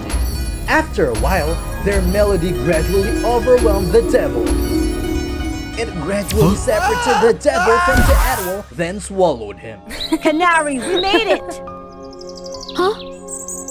I'm sorry for my arrogance, which caused all of these troubles. It's alright. Everything was also solved by your help. Thank you for not leaving me alone before. Anyway, I think that is also a good thing. Good thing? Yes, because the devil was defeated, and there is no devil Atwal anymore. Just keep this Atwal and use it to help others. I got it. And then, across the kingdom, the sound of Atwal was played again, making the light here. In a glamorous palace at Madara Kingdom, there lived a prince named Philip. He was well known for his bright and handsome appearance. The girls who met Philip were all enchanted by his charm. Oh, how handsome Prince Philip is! I wish I could be his wife. Druidess, the most wicked witch in the area, was not an exception. She continuously appeared by his side, sweet-talking and trying to lure the prince. If you agree to be my husband, I will grant you ultimate power that no one can match. Stay away from me. Don't waste your time. I have no feelings for you. After being rejected, the witch was extremely angry, but she couldn't harm the prince because she truly loved his handsome face. Near the palace, there lived a girl named Louise. She was the most beautiful girl in the village. Everyone had to be in awe of her beauty. Her husband was Adam, but he was chronically ill, which made Luisa's life filled with worry and anxiety. She found all the possible ways to cure him, but Adam's illness got worse and worse. He was gradually weaker. In the most desperate moment, not knowing how to save Adam, the witch Druidess appeared and gave her a deal. I will cure your husband immediately, but in return, you must give me your beauty. How about that, beautiful girl? Although hesitant, Louise reluctantly accepted this deal because it was the only way to save her husband now. I agree. Please help my husband. He won't be able to stand it much longer. The witch smiled cunningly and took Louise's beauty away, turning her into an ugly girl. Blemishes appeared on her face, which even made everyone horrified while looking at her. After obtaining Louise's exquisite beauty, the witch joyfully gave her a magical potion and then quickly left. Louise hurriedly gave the potion to her husband, and to her astonishment, he woke up completely healthy. Overwhelmed by emotion, Louise rushed to hug Adam. However, to her surprise, Adam irritatedly pushed her away. Who are you? I'm your wife, Louise? No, my wife can't be as ugly as you are. Quickly go away. Louise was astonished. She couldn't believe her ears. Go away immediately and never appear in front of me. Meanwhile, Druidess Witch, after having a new appearance, she immediately went to find the prince with the hope that she could be able to seduce him. Now I have this supreme beauty. Will you marry me? Never. Give up that intention. Being constantly rejected by the prince, the witch was so angry that she lost control of her power, accidentally injuring him. Oh no, my handsome face. Luckily, he's still all right. The prince was so frightened, then he immediately ran away from the palace. Being exhausted, he fainted by a nearby stream. About Louise, after being chased away, she had to live temporarily in a cave near the stream. Looking at herself in the water, Louise became even more self-conscious. With this ugly face, how could Adam dare to come near me? Suddenly, from a distance, she saw the handsome Prince Philip, who was famous throughout the kingdom, drifting along the stream. Without hesitation, she rescued the prince and brought him to her place. She carefully took care of the prince there. Looking at the prince, she remembered her husband, Adam, and it made her heart ache even more. Surprisingly, the prince woke up, and Louise joyfully raised him up. Why am I here? I saw you drifting in that stream, so I brought you here. Thank you so much for saving me. You are truly a kind-hearted girl. Since his health hadn't fully recovered, the prince had to stay in the cave with Louise until he recovered. After several days of being together, Philip felt that Louise was an incredibly kind girl, and he gradually had feelings for her. Getting to know Louise's story, he felt even more sympathetic and wanted to cover her. Would you like to be by my side? We can be together and take care of each other for the rest of our lives. Louise was surprised by the prince's feelings, but she firmly rejected, as her heart remained loyal to her husband, Adam. Thank you for your sincerity, but I can never betray my husband. Although he was very sad, the prince wanted the one he loved to be happy, so he thought of a way to help her. He took Louise back to the palace, had her dressed up, and had her hair and makeup done, making her look more beautiful than ever. Louise thanked the prince and hurriedly left the palace, went back to find Adam. Prince Philip watched her go, feeling sad, and silently wished her happiness. With her beautiful appearance, Louise met Adam and made him really surprised. Wow, Louise, my beautiful wife, you're back? I missed you so much. Suddenly, a heavy rain fell, washing away the makeup on Louise's face. Adam was really shocked while seeing the blemishes on Louise's face reappear. He changed his expression and scornfully mocked Louise. Are you trying to deceive me? No, it's not what you think. But Adam refused to listen, continuously ridiculed her, and chased her away once again. She left with sorrow. Little did Louise know that Prince Philip had been following and observing everything. Seeing her suffer because of Adam, he was even more hurtful. Suddenly, a woman approached the prince. Well, it's a pity. If that girl had the rainbow flower from the top of Annapurna Mountain, she wouldn't have been rejected like that. What are you saying? Explain it clearly. Sir, on the faraway peak of Annapurna Mountain, there is a mysterious rainbow flower. Whoever possesses that flower will become incredibly beautiful. But that flower is not easily picked. Only those with high nobility can touch it. After knowing that, for the one he loved, Philip immediately set off. The way to Annapurna Peak was really challenging and dangerous. The prince had to pass through the hottest area, following by an icy and bone-chilling path. After reaching the treacherous peak of Annapurna Mountain, finally he found the rainbow flower. Having obtained the flower, the prince hurriedly returned to give it to Louise. Why are you here? As the prince placed the flower in Louise's hair, a radiant glow emitted from her body, and her beautiful face also returned. Louise quickly went back to find Adam without noticing the prince now had a blemish on his face, just like hers. Louise stood before Adam, looking breathtakingly beautiful. Strangely, Adam burst into laughter and turned into the Wicked Witch. You are all fools. She stole the flower from Louise's hair and placed it in her own. She immediately became beautiful. Turned out, the power to steal the beauty of ordinary people only had a temporary effect on the witch.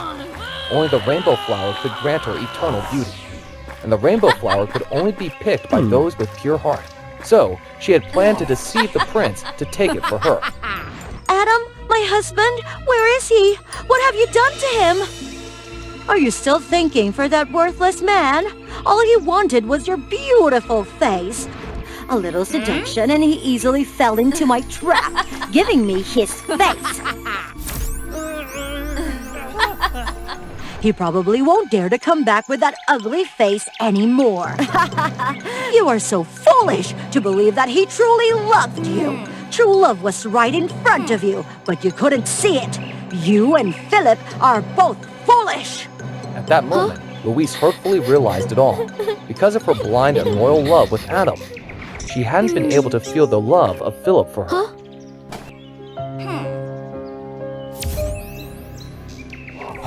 Then, the Malice Witch used all of her hatred and magic power to finish Louise. Prince Philip rushed in from nowhere to cover her. What are you doing? Why protect someone who doesn't love you? I've done everything, but you always rejected me. A dangerous and cunning person like you will never deserve love.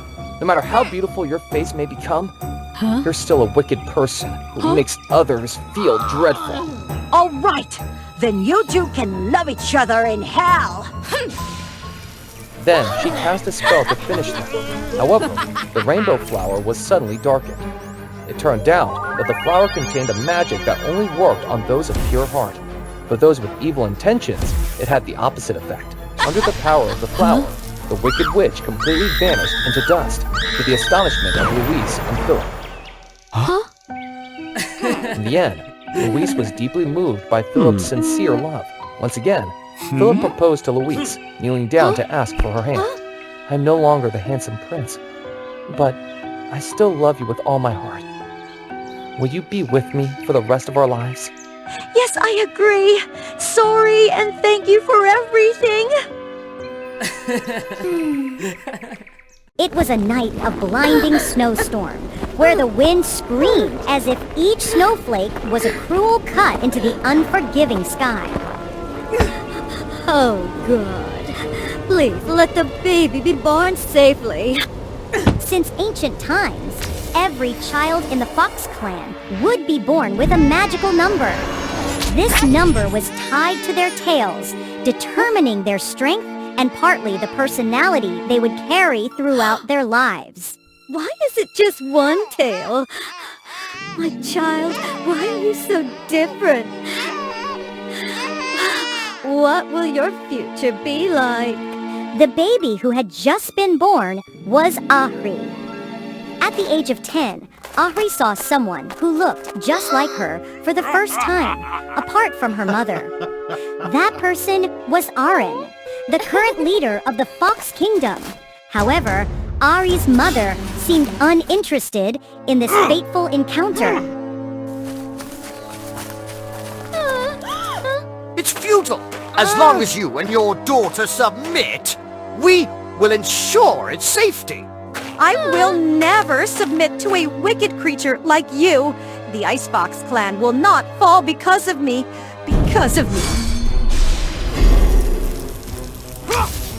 So, what are you planning to do? In the end, to protect the little Ari, her mother had to sacrifice her beautiful tails. As for herself, she created a snowstorm to sweep away the wicked demons. That was the first time Ahri experienced true pain. She became an orphan with a deformed tail. Ahri decided to go down the mountain to seek help in order to avenge her mother. The bustling capital city looked so strange in the eyes of the young girl. In the Fox Numerology Kingdom, there were 9 clans living together. Each number was associated with a different personality and destiny. The 3-tailed fire foxes were known for their liveliness and dynamism. The reliable 4-tailed grass fox and the emotional 8-tailed water fox were quite harmonious together. In contrast, the 6-tailed earth fox and the 5-tailed wind fox were in fierce competition to prove their strength. The rebellious 7-tailed thunder foxes, on the other hand, liked to isolate themselves. Everything only ended when the 10-tailed light fox intervened to mediate. The 2-tailed ice foxes, sensitive and fragile, had been wiped out by a catastrophe, leaving only Ahri as the last successor. What is this? An ice fox with just one tail? How peculiar. No one paid her much attention because in their eyes, Aaron, the 9-tailed dark fox leader, was a very responsible person. Driven to a dead end, Ari hid in a mouse hole to nurture the hope of revenge someday. Years passed, and the once frail Ari had been hardened by the harsh realities of life. She even became the queen of wanderers and misfits. Finally, the opportunity came when Aaron announced a selection competition for a special team. Growing up in the slums, fighting for survival day in and day out, Ari was initially very confident that she had no rivals. Until she met Amber, the fire fox. I won't go easy on you, you know. Please! Ahri soon realized that, due to nurturing and proper education, Amber's skills were superior to hers.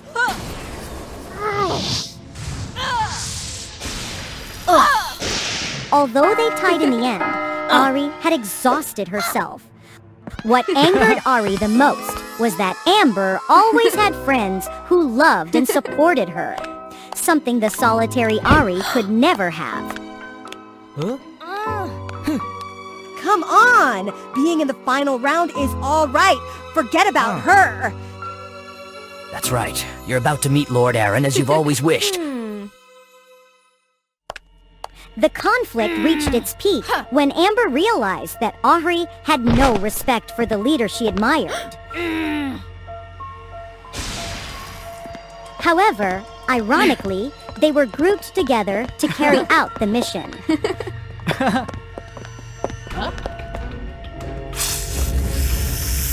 Despite being enemies, Amber took action to help Ahri, setting aside their differences. Aren't you supposed to hate me? Yes, but we're a team, and I'm sure you have your reasons. We just haven't understood each other yet. I don't know what happened between you and Lord Aaron. As for me, he saved my family that year, so he's incredibly kind to me. That's because you don't know the truth about him. That's right. Right or wrong, let's meet him together to find out. You could be wrong and I could be wrong too.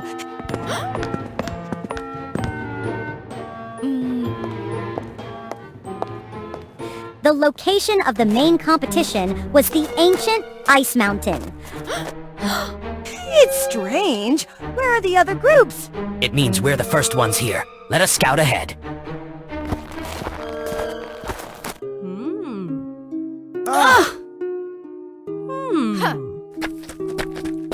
What they couldn't believe was that the once mighty Fox clan leader, Aaron, had changed. No! Don't act recklessly.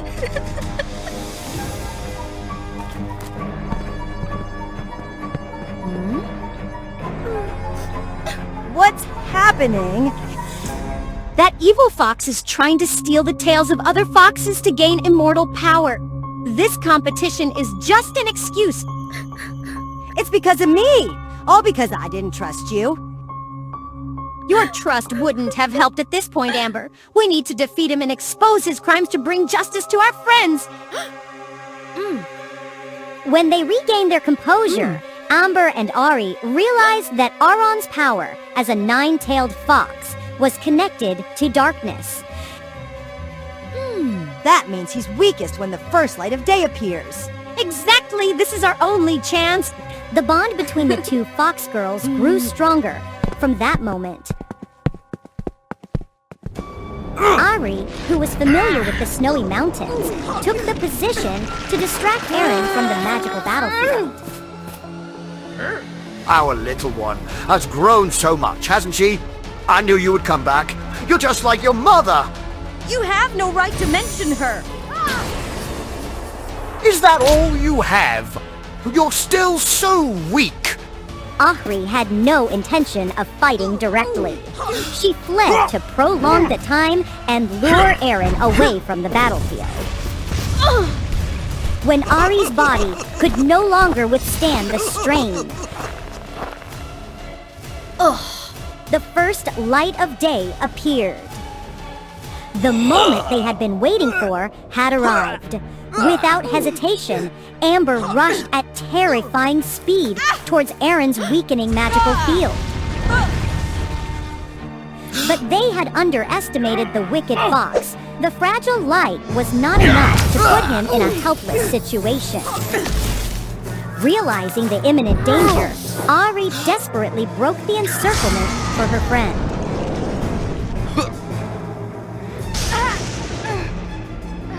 However, it was too late.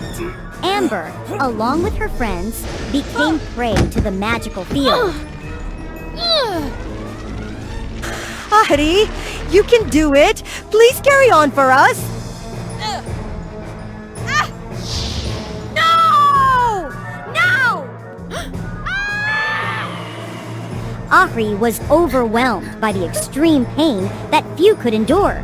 She witnessed her loved ones leaving right before her eyes. Using the tails of other fox clans will only turn you into a demon like me. Adding one more tail, you won't beat me no matter what. No! I will never become a monster like you! Not one, not two tails.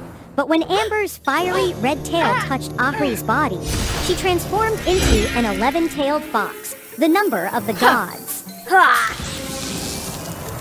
Aaron's resistance caused two strong magical currents to collide, forming a strange connection.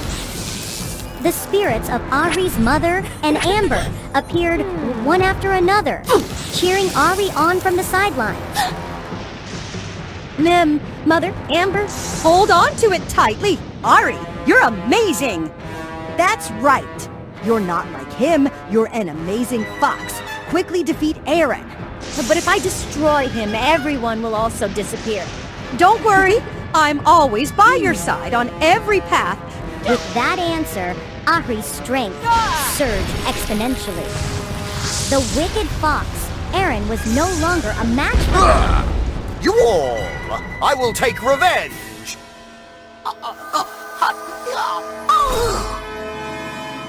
The magical connection disappeared, but the spirits of Ahri's mother and Amber appeared, cheering her on. Don't cry, be confident, and I will give you a gift.